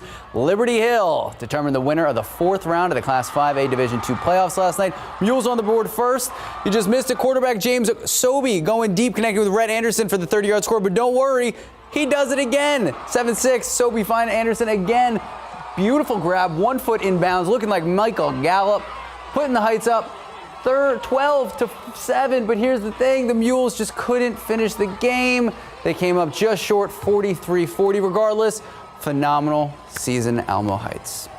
Next up, we got Bastrop Memorial Stadium, Cuero versus Navarro, Class 4A Division II Regional Championship, picking it up in the 3rd quarter, game tied at 14. Delayed handoff, Antoine Mebane going 3-yard touchdown, 20-14 Navarro. Cuero responds. Jerry Rossett dumping it off to Zyler Jones, getting a block along the sideline. Wait for it. 52-yard touchdown. This one goes down to the wire. Cuero pulling out the W, 35-28. Let's head to Seguin. Class 2A, Division II. Falls City looking for their 4th straight trip to the state semifinals. Have to go through Burton Beavers. Quarterback Luke Schaefer taking it right up the middle. 3-yard score. Falls City jumps out to a 14-0 lead. 2nd quarter. Let's see. There we go. 2nd quarter. Keep it on the ground. Cole Thomas taking the inside handoff. Racing to the end zone. Oh, beautiful. 16-yard touchdown. Beavers lead at 20-0 at halftime. They roll on to get the big W, 34-20. 3 other high school games last night in our big game coverage, Week 15. Mart over Chilton, 56-10. Franklin brings postseason to an end, 66-0. Ooh, we got all the highlights you need to know. Just head to KSAT.com. Time now is 8:54, 68 degrees out. We'll be right back. Welcome back. Max, what do we have coming up on Leading SA tomorrow? So this coming week is one of the largest breast cancer symposiums across the country. So tomorrow we have an oncologist with UT Health San Antonio. She's joining us live. She's going to be answering so many questions. If you have a question, you can submit it right now. Just head to the Leading SA section, KSAT.com. Awesome. All right, coming up on GMSA at 9, new details on an overnight shooting after a love triangle turns violent. The latest from police. And the suspect in that Michigan school shooting now behind bars with his parents. Details on why they are now facing charges and what comes next in the investigation. Folks, we are at the finish line of the 5K, 10K marathon, part of the Rock and Roll running series here at Travis Park. We got lots of details coming up next. And taking a live look out at the Alamo City, we just saw Jonathan Cotto live. 68 degrees now. What does the rest of the weekend look like? What can those runners expect? We're going to check in with Sarah Spivey in just a few moments. But for now, good morning. 9 o'clock this Saturday, December 4th. San Antonio is a buzz this weekend. It is a buzz every weekend, but now it is on the global stage of running. You know, I used to be a runner. I'm retired now. But I hated running when it was super humid. I eventually got used to it because, you know, growing up in South Texas, you're just used to this humidity. But Sarah, I feel bad for the people who are coming in town who may not be used to humidity. Yeah, it's definitely going to be something that I think a lot of people here in South Texas are used to. But if you are traveling from out of town for the Rock and Roll Marathon, get ready for that humidity. Hey, take a look at the pollen count, which we just got in. No real problems here. Molds are low at 360. Right now outside, cloud cover, complete cloud cover. And you can see that on the satellite picture here. We're going to be socked into cloud cover for most of the morning, but we will see sunshine into the afternoon. Some areas already seeing some sun, especially across areas like Rock Springs and further into South Texas near Laredo in Webb County. But Del Rio dealing with the cloud cover. It's warm this morning. It's near 70 degrees already. It's 70 in New Braunfels, 70 in Gonzales, 66 in Hondo, 64 in Kerrville, and 64 in Uvalde. We do have some areas of fog still, especially west of 281. Visibility is less than a mile in Uvalde, practically zero in Carrizo Springs, down to 3-mile visibility in both Kerrville and in Hondo. But we are seeing this improve, and around the metro area, really not looking at fog causing too much of an issue around the San Antonio area. So that patchy fog will lift through about 10, and then into the afternoon, we'll be seeing some clearing of the skies, partly cloudy, warm and muggy with a high temperature in the upper 70s, awfully near 80 degrees. We got to 80 degrees yesterday. South winds at 5 to 10 miles per hour, and the sun is going to set at 5:35. Clouds will increase, and it'll be a mild evening, still near 70 degrees by 10 p.m. We need some relief from this humidity. We've got a front in the forecast. I'll talk about that, whether or not we can expect any rain with it, and how cool it'll get in the mornings. Max? Thank you, Sarah. New this morning, a man facing charges in connection to a shooting last night. A woman shot 3 times at her home on the city's west side. This is what we know right now. It happened around 11 p.m. at a home on Eldridge Avenue. That's near Southwest 34th Street and South San Joaquin Avenue. The woman shot in her own living room, taken to the hospital. She is expected to survive. Police taking a man and another woman into custody in connection to the shooting. Investigators say the second woman was a witness. The man is now being charged with aggravated assault with a deadly weapon. And a bicyclist hit by a truck while going across an intersection overnight. The crash happened around 1:30 a.m. at Bandera Road and Cincinnati Avenue. Police tell us the driver had the green light, did stop to help the bicyclist out. That man riding his bike taken to University Hospital with serious head injuries. The driver not facing any charges. We've learned the name of the woman hit and killed by a van Thursday night on the city's west side. According to the medical examiner, she was 22-year-old Britney Sanchez. The deadly incident happened near the intersection of Castroville Road and Balboa Avenue. Police say Sanchez was trying to cross a street when she was hit. According to officers, the woman driving the van kept going because she didn't know she hit someone, but she eventually turned around and called 911. That driver is not expected to face any charges. In your morning headlines, officials in Michigan say the parents of the teen accused of killing 4 students in a shooting at his high school. His parents have been caught early this morning and just into the newsroom, both parents entering not guilty pleas. Police say James and Jennifer Crumbly taken into custody at a commercial building in Detroit that housed artwork. Officers were called to the location after a tip from a community member, a prosecutor charging the parents with involuntary manslaughter. The prosecutor accused the couple of buying a gun on Black Friday, making it available to 15-year-old Ethan Crumbly. 7 other students injured in this school shooting. Dramatic new testimony in the sex trafficking trial of Ghislaine Maxwell, the former associate of sex offender Jeffrey Epstein.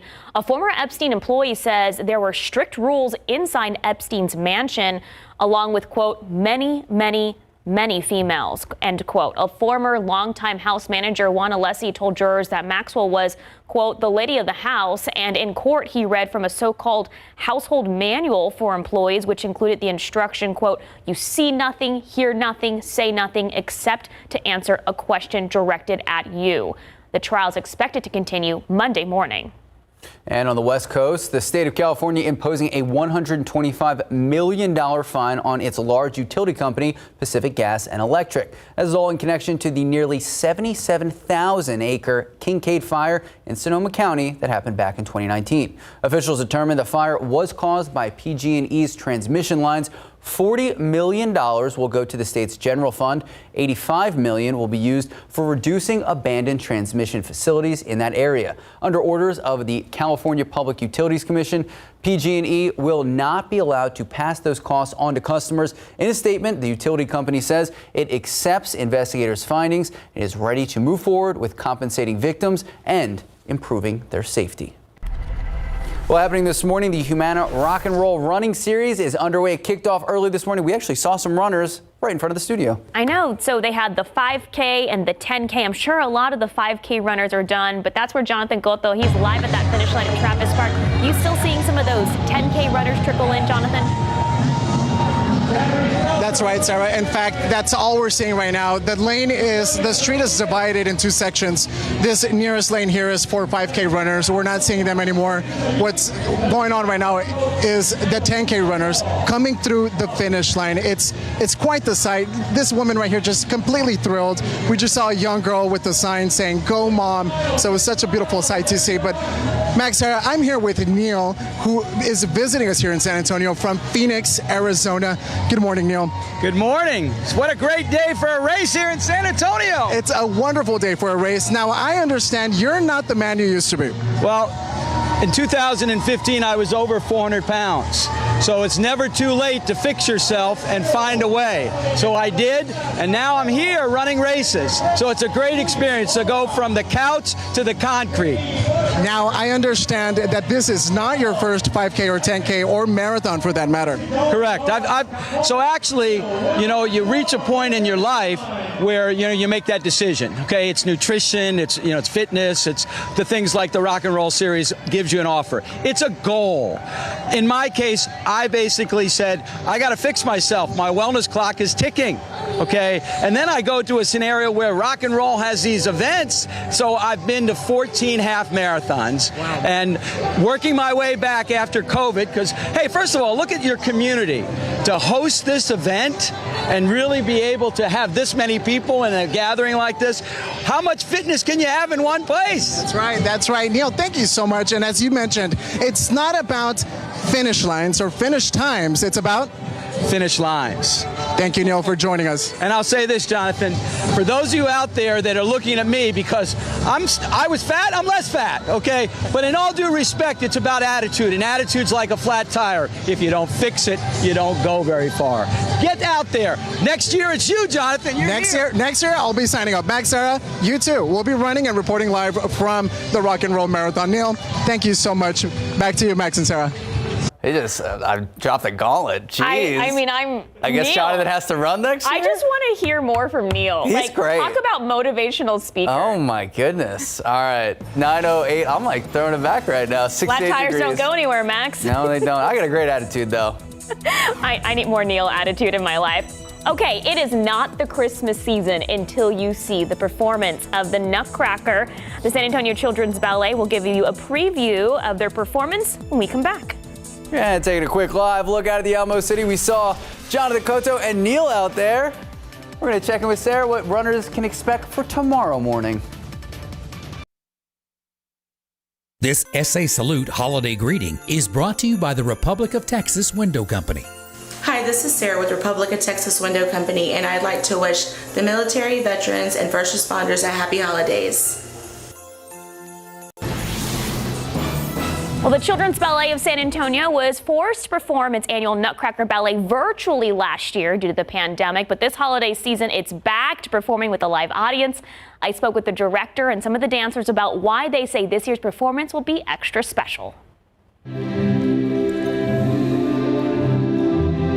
After all this training and years of hard work, it's very rewarding to be able to dance it on stage.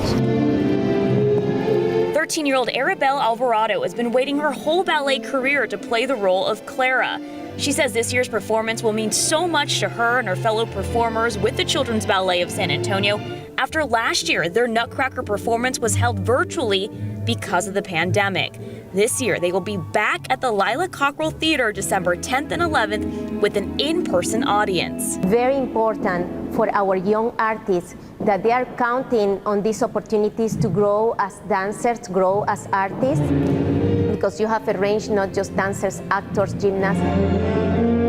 13-year-old Haley Hughes says she is just excited to be back on stage. I think it's really special to me because you just feel like almost like a magic on stage, and just to perform and show all your skills off after all the hard work that you've done to get there. It's also nice to make the adults feel like they're kids again, because I feel like that's something that is part of the Nutcracker magic. You can not only come out and enjoy and support the talents of these local children, there's also going to be a special event paired with this year's performance. We have brand new Nutcracker Market where you can acquire some Christmas presents or something special for you and the house to enhance the holidays. Vanessa Bessler, the director of the Children's Ballet of San Antonio, says attendees can also enjoy that market an hour before the performance,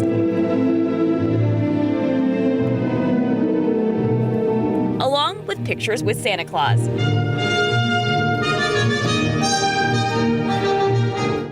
Well, here are the dates and times. The Children's Ballet of San Antonio, they'll perform the Nutcracker. There'll be 3 performances on December 10th and 11th. The holiday market and photos with Santa open an hour before the show. Tickets start at $40. You can find all this information. Just head over to KSAT.com. Did you learn a lot? The Nutcracker? I love the Nutcracker. Me too. I try to go every year. I couldn't go. I watched it virtually last year, so hopefully I'll be able to make it out this year. I hope so. It was a tradition in our family growing up to go see the Nutcracker. So why not again this year? There you go. All right, let's take a look outside with live cam. We've got a gray start to the day, much like the last few days. Hey, Sarah and Max, what have I been calling this weather? Ditto. Ditto days. We've got ditto days on deck for this weekend too, where the weather is pretty much going to be the exact same tomorrow as it is today. Outside right now, 69 degrees, cloudy skies, visibility improving around San Antonio, but there are still some areas of fog, especially west of 281. I'll show you those visibilities in just a bit.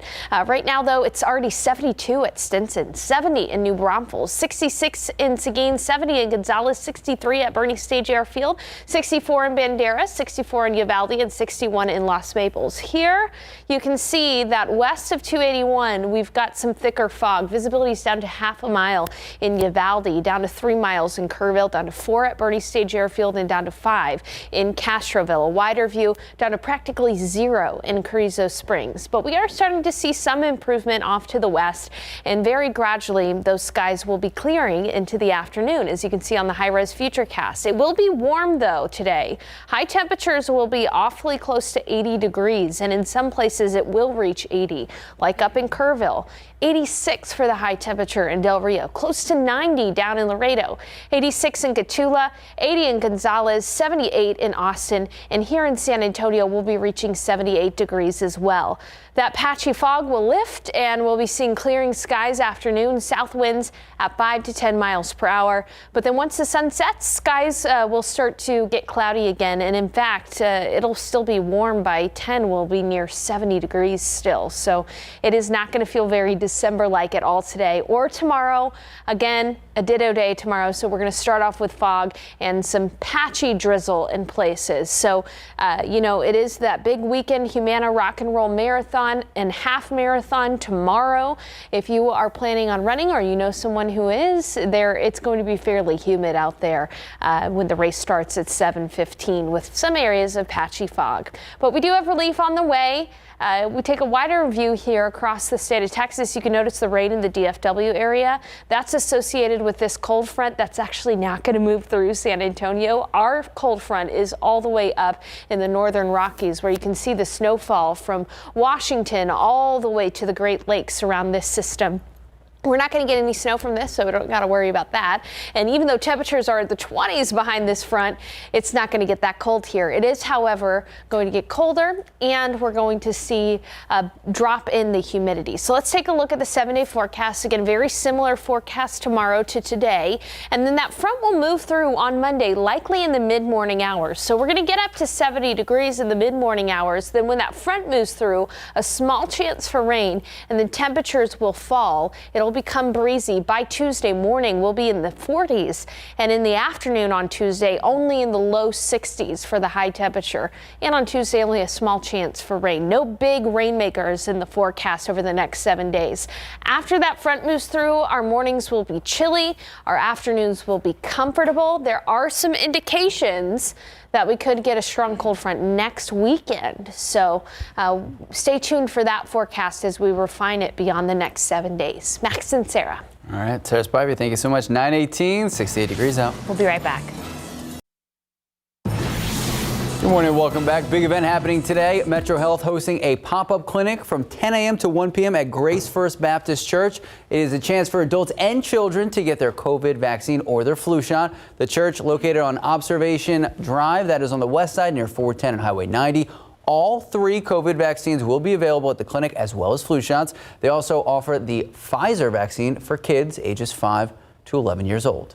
Time now 9:21, 68 degrees out. Well, coming up after the break, David Elder takes us inside a new pizza spot on the far west side to talk with the owner, Lou, and try their 5-pound calzone. Challenge accepted. Let's take a look at some birthdays. This is Amber Lynn. Oh, where's her picture, Amber? Well, we have some technical difficulties. She's 6 years old. Happy birthday, Miss Amber Lynn.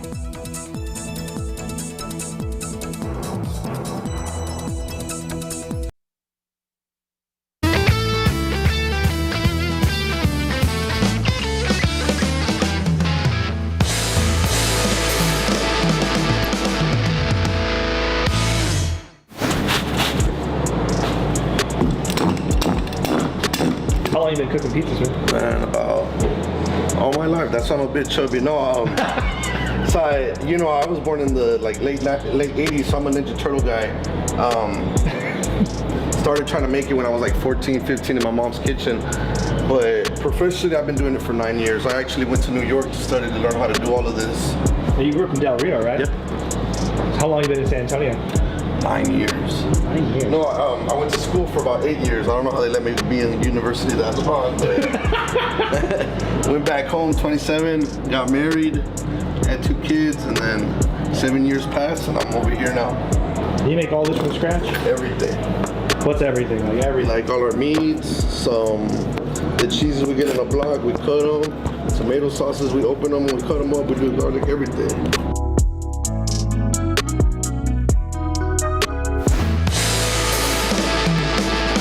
Well, now I'm hungry. You hungry? So hungry. I could do a pizza right now. So great. Time now, 9:26, 68 degrees out. Well, still ahead on GMSA, the latest on the Omicron COVID-19 variant and how concerns are still high regarding the Delta variant. And new information, we've learned about a 12-hour standoff that took place just yesterday. The latest details from investigators when we return. Good morning, welcome back, and happy Saturday, 9:30 this morning, December 4th. Yeah, we have a lot going on. It's the Rock and Roll Marathon Running Series is happening, and Sarah, a lot of runners greeted with humidity this morning. Yeah, the 5K, the 10K runners certainly greeted with humidity. Tomorrow, of course, the half and the full marathon. Outside, we have seen clouds and even some areas of patchy fog once again this morning.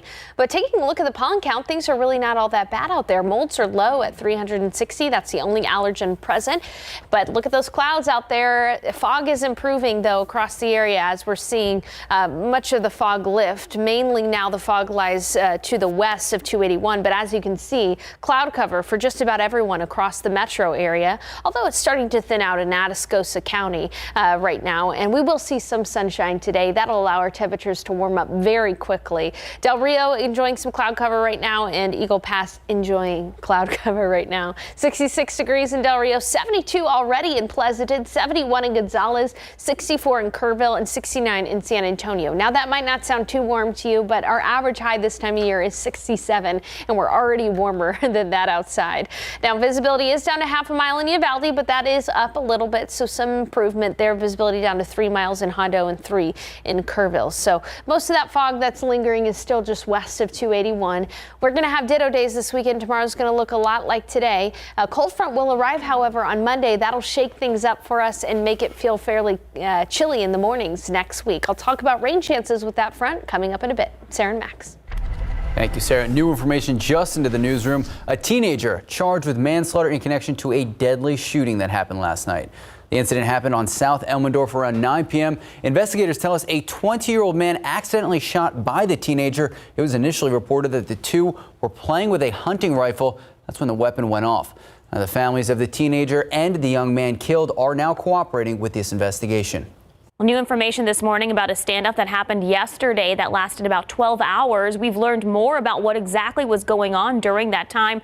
The man in the center of the situation on your screen, 58-year-old Renee Devorah. This is a mugshot from 2000. We have not received his most current mugshot. Around midnight yesterday, police got a call from Devorah's employer who said he told them he had snapped and, quote, killed his roommate and was going to hurt himself. According to the arrest affidavit, when officers went to check on him at his home on Bright Valley Drive, Devorah refused to come out and cut his throat with a utility knife. After several hours of communications, Devorah told authorities that he had killed a woman and put her in the trunk of her car. Investigators found the woman's body in her car at Old Seguin Road near FM 78 and Ackerman Road, that's in Kirby. The woman appeared to have died from multiple injuries to her head. Now, after over 12 hours of barricading himself in his home, Devorah finally surrendered. He's now being charged with murder. The woman's identity has not been released at this time. Your morning headlines. The Omicron variant detected in at least 11 states after first being reported in the United States just 3 days ago. But Delta continues to be the main concern, with cases on the rise and nearly 60,000 COVID-19 patients currently in the hospital. ABC's Elwin Lopez joins us from the CDC headquarters in Atlanta with the latest. This morning, as the reach of Omicron grows in the U.S., Early data now suggesting it could be spreading twice as fast as the Delta variant, at least in South Africa. Louisiana, Missouri, Utah, New Jersey, and Pennsylvania now among the states with confirmed infections. We are working closely with state and local public health authorities to investigate suspect cases in other states. In Nebraska, 6 cases linked to someone who recently returned from Nigeria. The remaining 5 cases were likely exposed to the first case through close household contact.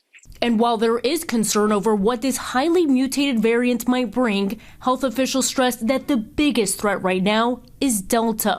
I know that the news is focused on Omicron, but we should remember that 99.9% of cases in the country right now are from the Delta variant. Delta continues to drive cases across the country, especially in those who are unvaccinated. Still, the race to learn more about the new strain is underway. There's every reason to believe that if you get vaccinated and boosted, that you would have at least some degree of cross protection, very likely against severe disease, even against the Omicron variant. And across the country, a steady flow of people coming into clinics like this one for that extra dose of protection. I thought, why not put the booster on so it saves your life?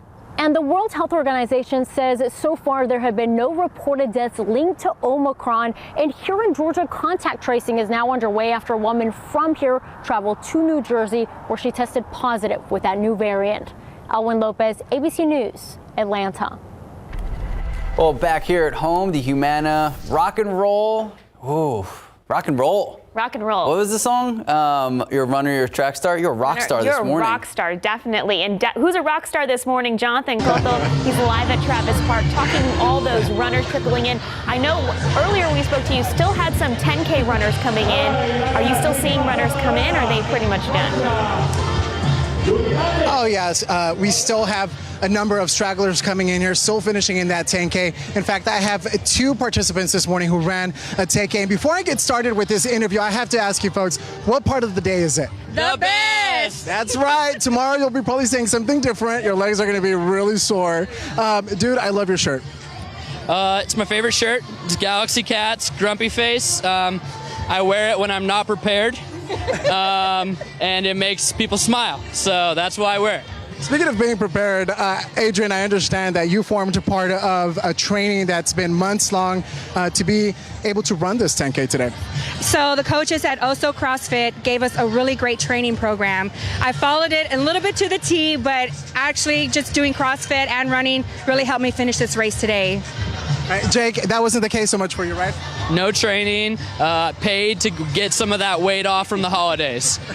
Awesome. Folks, thank you so much for speaking with me this morning. Good job on the 10K. Job well done. And that's a wrap. Right now, we know that 15,000 to 16,000 participants are expected to have participated not only today, but tomorrow, folks. For more information on the Rock and Roll Running Series, you can head on over to KSAT.com with everything you need to know about road closures. And that way you can ensure to make sure you travel downtown safely. Max, Sarah? Thank you, Jonathan. Well, staying here at home, one of the largest breast cancer symposiums in the world happening right here in San Antonio. It is also where the latest approved treatments are first discussed with the best of the best researchers and physicians in their respective fields. The 2021 San Antonio Breast Cancer Symposium happening this Tuesday, December 7th. And that is why tomorrow morning on Leading SA at 8 a.m., Dr. Virginia Kaklamani, an oncologist with UT Health San Antonio, joining us live. We're going to be discussing goals for the symposium, treatments, advancements, and when you should get checked out. So if you have any questions, you can submit them right now. Just head to the Leading SA section of KSAT.com. Then join us tomorrow morning, 8 a.m. Here are all the answers. Time now, 9:38, 69 degrees out. All right, let's take a look outside with live cam. We just saw Jonathan Cotto out there. Still looks pretty hazy and muggy out there at 69 degrees at 9:38 this morning. Sarah Spivey will have our weekend forecast when we come back. All right, good news if you're looking for something fun to do with the family today. The San Antonio Tamale Festival is back for the 3rd year. Several vendors selling foods from tamales to tacos. The Tamale Festival will be held on the east side of Highway 87 east of South Foss Road. Admission and parking are free. And guess what? This is rain or shine, but Sarah Spivey, I don't think that's going to be an issue. No rain. We're fine. No rain. Although it is very humid. It almost looks outside like it could rain at any moment because of the gray skies and some areas of Not fog. a good hair day. No, not a great hair day, Pull it but back. your hair looks great, Sarah. Thanks. All right, let's take a look outside. You too, Max. Let's take a look Sarah outside. Spivey, you have the best hair in the room. With dew points. Dew points are high. Dew points are in the mid-60s. That is very high for this time of year. By the way, fun weather fact, temperature can never be below the current dew point. So in order to get cooler temperatures, you have to get lower humidity. And we will see a front moving through by Monday, but until then, we're going to stay with the high humidity. Dew points even near 70 degrees in Gonzales. That is a summertime dew point out there in Gonzales. So, you know, when it feels all icky and sticky in the summertime, that's how it feels right now in Gonzales. 66 in Hondo, 65 in Uvalde, 64 in Kerrville, 67 in Del Rio. We're at 69 here in San Antonio. Those temperatures right near the dew point, and that's why we're seeing some areas of fog still out there, but mainly west of 281. Outside right now, you can see on the horizon there, the humidity very visible. And again, west of 281, that's where we've got some fog, although we're seeing big improvements here. Hondo visibility down to 6 miles, but at one point it was down to 1/4 mile. So nice to see that improvement there. And throughout the day today, we're going to have cloud cover until the afternoon, and that's when we'll see some sunshine. And as soon as we see the sunshine, it's going to get warm. High temperatures should be near 86 degrees in Del Rio today, close to 90 in Laredo, 86 in Cotulla. Around the metro area, upper 70s, close to 80 degrees is a good bet. 80 in Kerrville, 83 in Pleasanton, 78 for the high in New Braunfels. And here in San Antonio, we'll see a high temperature near 78 as well. So cloudy through about 10, and then we'll see some clearing skies. Partly cloudy in the afternoon, south winds at 5 to 10 miles per hour. Sun's going to set at 5:35, but it's not going to get cold tonight. In fact, we'll still be near 70 degrees by 10 p.m. So if you have late Saturday night plans, leave the jacket at home. You won't need it. As we've been talking about all morning long, it is the weekend of the Humana Rock and Roll Marathon. Tomorrow morning, the half marathons and the full marathons kicking off at 7:15. Right in the morning time frame, we will have some patchy fog and patchy drizzle. So 65 degrees. There could be a little bit of dampness in spots, but mainly you'll see the fog out there tomorrow morning. Wind from the south at 5 to 10 miles per hour during the day, during the morning rather, and then by about noon, it'll be warm, already 74 degrees at noon tomorrow. So a very similar weather pattern tomorrow to today. All right, looking at the satellite radar, there is a front across Texas. It's tempting, but that's not our next cold front. Our next cold front is all the way up in the northern Rockies. Take a look at how far this snowfall extends from Washington all the way off to the east toward the Great Lakes. So a good portion of the nation dealing with snow and cold. It's in the teens behind this front, 16 at International Falls, 21 at Cut Bank. We will not be getting that cold, obviously, but we are going to see colder weather work its way in because of this front. It's going to be moving through Monday in the mid-morning hours. With it, we could see a broken line of thunder showers briefly, and then behind that front it'll get breezy and it'll get chilly. By Tuesday morning, we'll be looking at temperatures in the 40s. So that front's going to move through. Temperatures are going to fall during the day on Monday. By Tuesday morning, we'll be in the 40s. Highs only in the low 60s on Tuesday behind that front. And then looking ahead to the week, we'll have chilly mornings and comfortable afternoons. Still warmer in the afternoons than average, but again, a nice change of pace coming at you with that front arriving on Monday. All right, Sarah Spivey, thank you so much. 9:45, 69 degrees out. Well, 'tis the season for giving. Tomorrow, we will be participating in the 25th annual Gotcha Covered collection drive, benefiting the San Antonio Food Bank, Haven for Hope, and the Battered Women and Children's Shelter. From 9 a.m. to 3 p.m. tomorrow, you can donate new or gently used clothing, personal hygiene products, and non-perishable food items at the collection site at the Park North Shopping Center near Loop 410 and Blanco Road. You can find a full list of items being requested on our website. All right, still a lot more ahead on GMSA. In fact, I was just told David Elder, welcome to the building. David Elder is in the building, but first we're going to check in with these Lotto numbers. Pick 3, 237, Fireball 6, Daily 4, 8373, Fireball 9. Cash 5, 1, 4, 15, 34, 35. Mega Millions, 22, 45, 48, 58, 61. Big number 13, Megaplier 5. Good luck. We'll be right back. All right, UTSA Roadrunners Conference USA champs taking down Western Kentucky last night, and the Roadrunners offense rolling. Let's take a look. Trailing 7-0 in the first quarter. Quarterback Frank Harris keeping it himself right with the middle, racing the end zone, untouched 24-yard score. And then this man of the day, Sincere McCormick breaking the plane, 2-yard score, giving UTSA first lead of the game, 14-10. Harris, lateral, Brendan Brady, downfield, Zachary Franklin, one of the best receivers. And look at that, contested grab, first and goal at the 6. Brady punching in the very next play. Right here, boom, number 5, that is 6 points. Going up 21-13, Almadome rocking. Western Kentucky missed a field goal. Sincere making them pay, breaking free a 65-yard touchdown run. I said it before, I said it again. You don't like it when the safety is behind you. He was crowned MVP of the game. 3 touchdowns. They led 28-13 at half. Second half, Harris to Corian Clark, 28-yard touchdown, go up 49-34. Roadrunners go on to win 49-41. They are the champs, Conference USA champs, for the first time in program history. And don't worry, we got another big game today. Incarnate Word hoping to bring back a big win to San Antonio. They face the number 1 ranked and undefeated Sam Houston Bearcats today in Huntsville, the second round of the FCS playoffs. The game will be 2 p.m. We're obviously going to have all the highlights in our later newscasts. And speaking of games today, high school football playoffs continue. Brennan taking on Lake Travis, 2 p.m. Fredericksburg taking on Austin Johnson, 3 p.m. You got to have the BGC app getting scores and highlights. We're also going to have everything you need to know online, KSAT.com, and of course tomorrow on GMSA. And speaking of GMSA, we love the Spurs here. Spurs playing tonight against one of the teams that are just rolling. They just took down the Suns. Golden State Warriors on call. Tip-off set for 7:30 p.m. Before we head to break, though, Sarah, you had something to talk about UIW. Yeah, UIW, they want everyone to know that fans are invited to come out to the Smoke Barbecue and Sky Bar. That is downtown on Crockett Street, where starting at 1, they're going to have a little pregame, and then 2 p.m. they're going to have a little kickoff watch party as UIW takes on the Sam Houston Bearcats. Yeah, so, go Cardinals. Go Cardinals. There you go. 9:51, 69 degrees out. We'll be right back with David.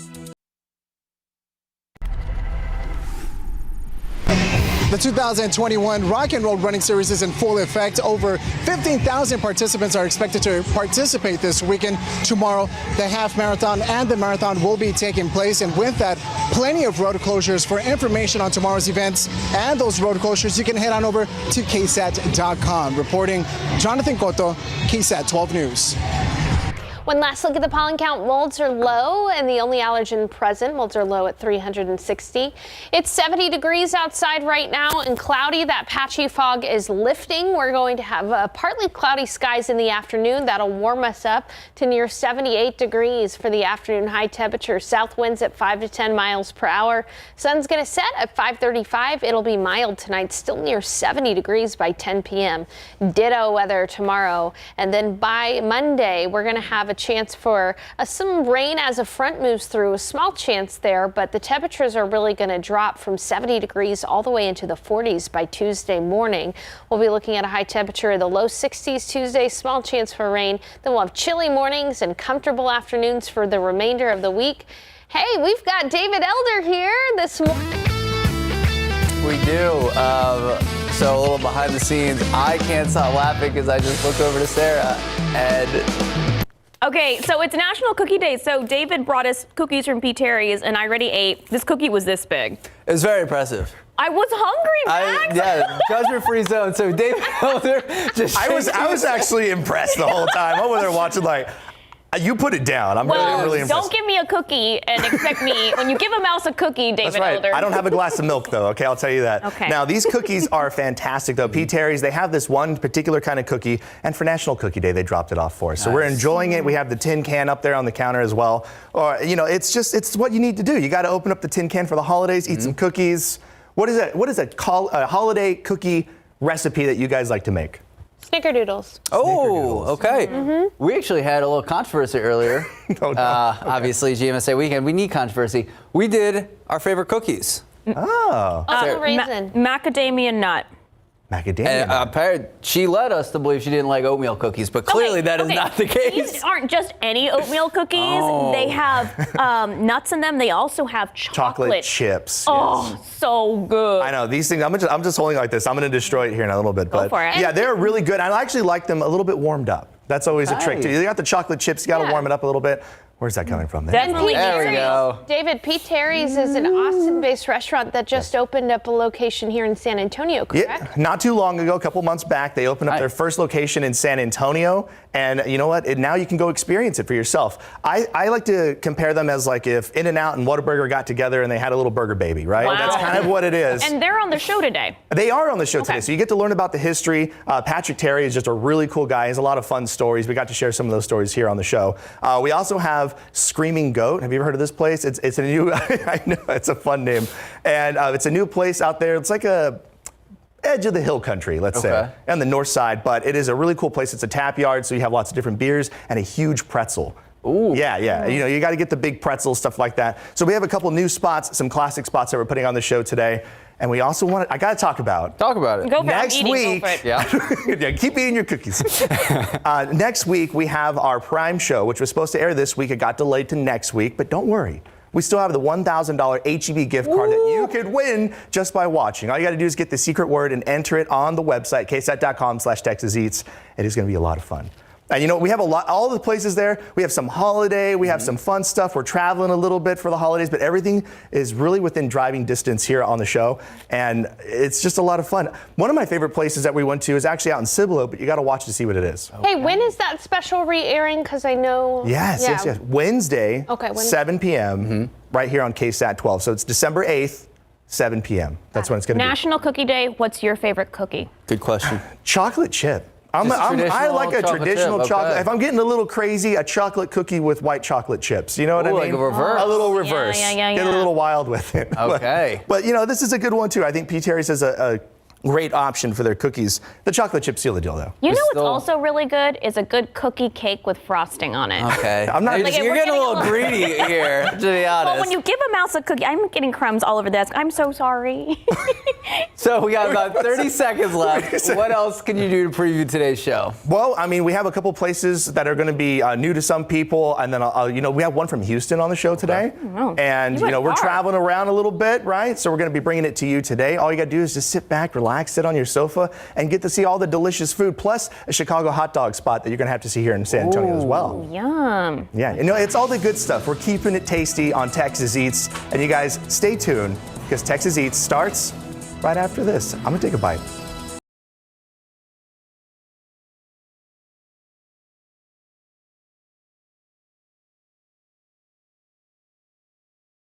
Hey, it's David Elder, and today on Texas Eats, we're traveling around Central Texas looking for delicious restaurants you won't want to miss.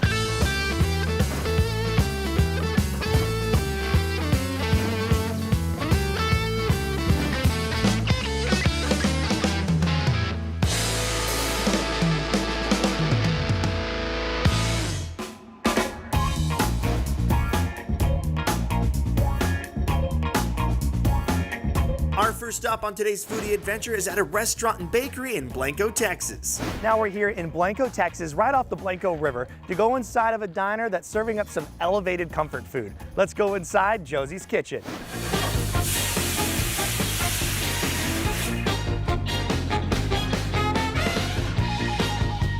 Joining me now is Jessica Haynes. She is the baker and the co-owner out here at Josie's Kitchen. Thank you so much for having us out here. Thank you for being here. And everything looks phenomenal. I mean, this is probably like the most colorful, bright table that we've seen in quite a while. Now, I have to know, who's Josie? The restaurant was created by my husband and I. Josie is my husband's name and my name combined. I'm Jessie, and his name is Joe. That's your celebrity combo name. Yeah. It's Josie. It's pretty awesome. Right in front of me, we have this burger. What's going on with that? So that is our goat cheeseburger. We use a Texas grass-fed beef patty, black pepper bacon, and then the goat cheese, we locally source it. It's from CKC Farms here in Blanco. Nice soft buns on there as well, some fresh produce. This is the goat burger out here. I'm gonna take a bite.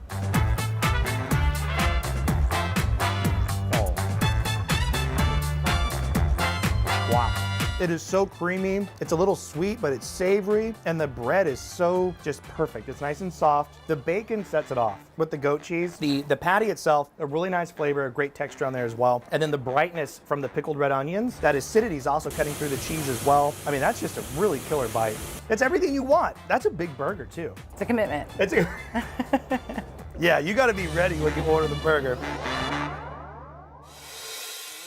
I want to come over here now. This is a shrimp and grits. So we make cheesy grits. We use Becker Vineyard Chardonnay when we saute the shrimp, add a little bacon, some spices, and then there you have it. Smells wonderful. You can smell the seasonings off there. And I'm gonna grab a little shrimp. Probably don't use your fingers if you're eating it here, right? But just do you. There's a lot of burgers and sandwiches on the menu. So when I saw shrimp and grits on there, you know I had to try it. So here's the sauce with the grits. Oh. And there's the shrimp. Wow. I'm like in shrimp and grits heaven right now.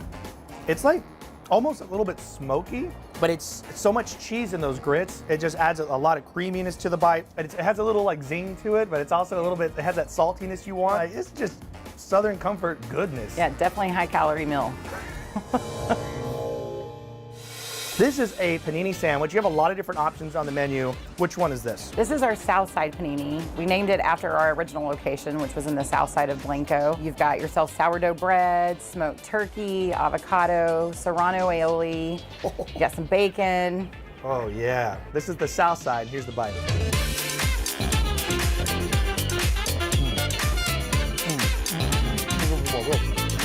That is so good. This one is like so simple, straightforward, but done right. And the flavors that you achieve just using that bacon, avocado, turkey combination, it just hits all the marks that you want. This is a really big portion, but it does. It feels a lot like, it feels very light. It looks like some queso on top of fries going on over there, right? Those are our queso fries, yes. Ooh, I'm gonna try a little bit. How much of this is actually, are y'all cooking here in-house? Everything. We even hand slice the fries. That's mean. What do you have here? These look really fun. These are our taquitos. We hand roll them here, chicken taquitos. You got the guacamole, pico, more queso. All right, I'm gonna get a little bit of this action. Here we go, hand rolled taquitos, making a mess.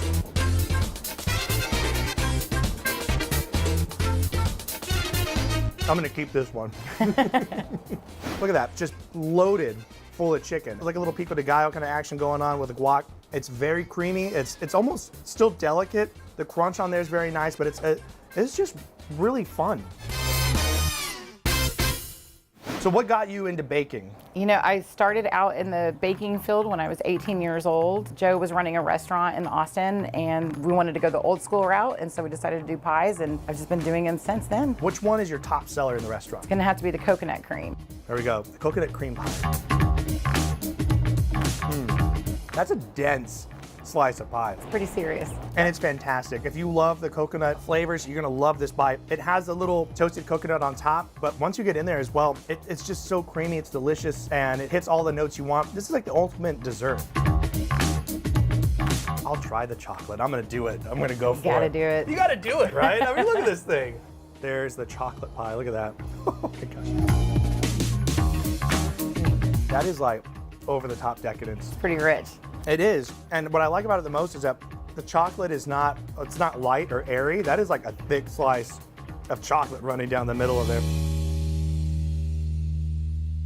Thank you so much for having us out here. Thank you for being here. You guys, Josie's Kitchen, when you're in Blanco, Texas, and you want to get something that's a little bit off the beaten path, but you want to stick to the Southern roots, Southern comfort food, this is where you come. This is where it's at. Get a drink when you're out here. Just relax. Cheers. Cheers. Ooh. Now, we're cruising to San Antonio for an authentic taste of Chicago. Now we're here in San Antonio, Texas to go inside of a Chicago-style restaurant that's going to show us how they make their Italian beef from start to finish. Let's go inside Chicago Hot Dogs.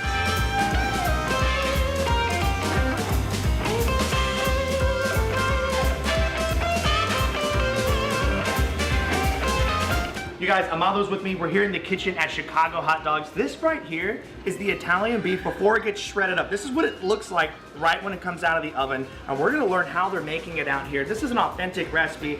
It's taken a long time for you to develop this recipe, but we're gonna give us the insights. We're gonna learn how this is happening out here. I'm super excited. Me too.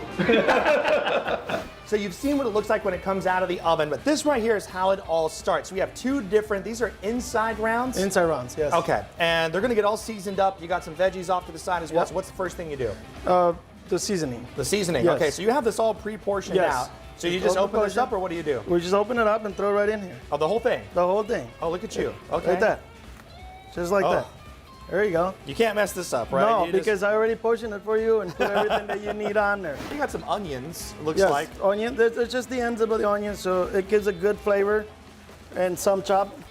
So we have a good You flavor kind on of it. spread yours around. Yeah. I'm just gonna make it go like that. There you and go. that's what you want. You're actually using the tops. A lot of people Yeah. throw this part away. Right, which is most people do, and it actually is beneficiary for the beef because it gives a good flavor. Some tomatoes. Just throw it on here. There we go. Like that. Oregano. Oh, oregano. Yep. Nice. Okay. We do 2 of these. Oh, look at you. 2 like that. All right, now what do you got here? This looks So like this a is fine black pepper. Or? Fine black pepper. So we Okay. put one of those in there. All right, now what do you got here? Is that crushed red? Crushed red pepper. A whole thing of Yes. garlic. Okay. Now So we're gonna do it talking. at the same time. All right, same time. Put it all Oh my over there. gosh, it smells so good. Water. Water is going to make sure everything gets So kind of. everything gets in there and it boils in the oven and it brings all that flavor out. This is ready to rock and roll. You can see we got all the seasonings. We got everything we want inside there. Now it's time Yes. to go in the oven. So what temperature Yes. and how long? Okay, we just gotta cover it with foil very tight, and then it's gonna go in the oven for 3.5 hours.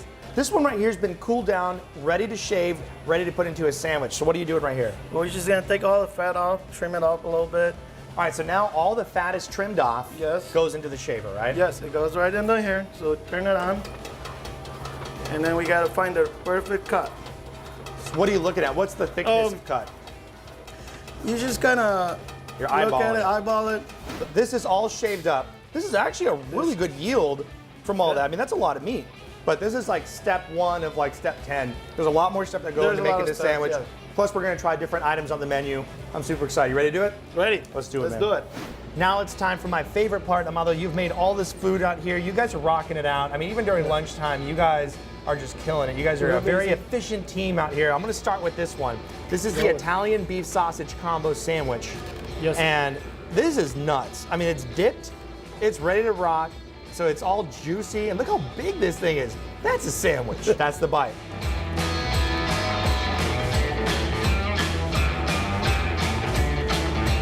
That's game over. Game over. This sandwich was worth the wait. This bite alone is the reason why I'd come back. This is a phenomenal sandwich. This is like everything you want. When you think of that Italian beef and you want that little bit of Italian sausage as well, I mean, the dipped bread that's on there, the quality of the bread, all the ingredients. This is where you go in San Antonio to get this. This is amazing. Great job, man. The Italian beef, we saw it get made from start to finish and applied onto the sandwich. This is rocking. This is a really nice product. If you're into Euro sandwiches, they got you covered out here as well. You guys are shaving it right off the Euro right there. Right off the Euro. And you have the pita bread right here. A little bit toasted, right? Yeah, we toasted. And then you have the Making tzatziki some sauce, tzatziki. onions, tomatoes. And this is no joke. Look how big this thing is. That's a big, you guys aren't holding back out here. This Texas-sized Chicago food. There you go. That's your tagline now. There you go. You can have that. Yeah. All right, there's the bite. They good? Very good. That is fantastic. You can tell that Amado's been cooking like this for a long time because there's a lot of flavor that goes into every little step of each sandwich and each product that they make. And you know I got to finish it off with the Chicago hot dog. Cheers to you, brother. Thank you so much for having us out here. You guys, Chicago hot dogs. This is it. When it comes to Chicago food in San Antonio, they're making it from scratch. They have all these different items. I mean, a giant double cheeseburger. You have all kinds of different hot dogs. The San Antonio dog, and all the other food that you want as well. Drinks. This is where it's at, man. Here we go. Cheers.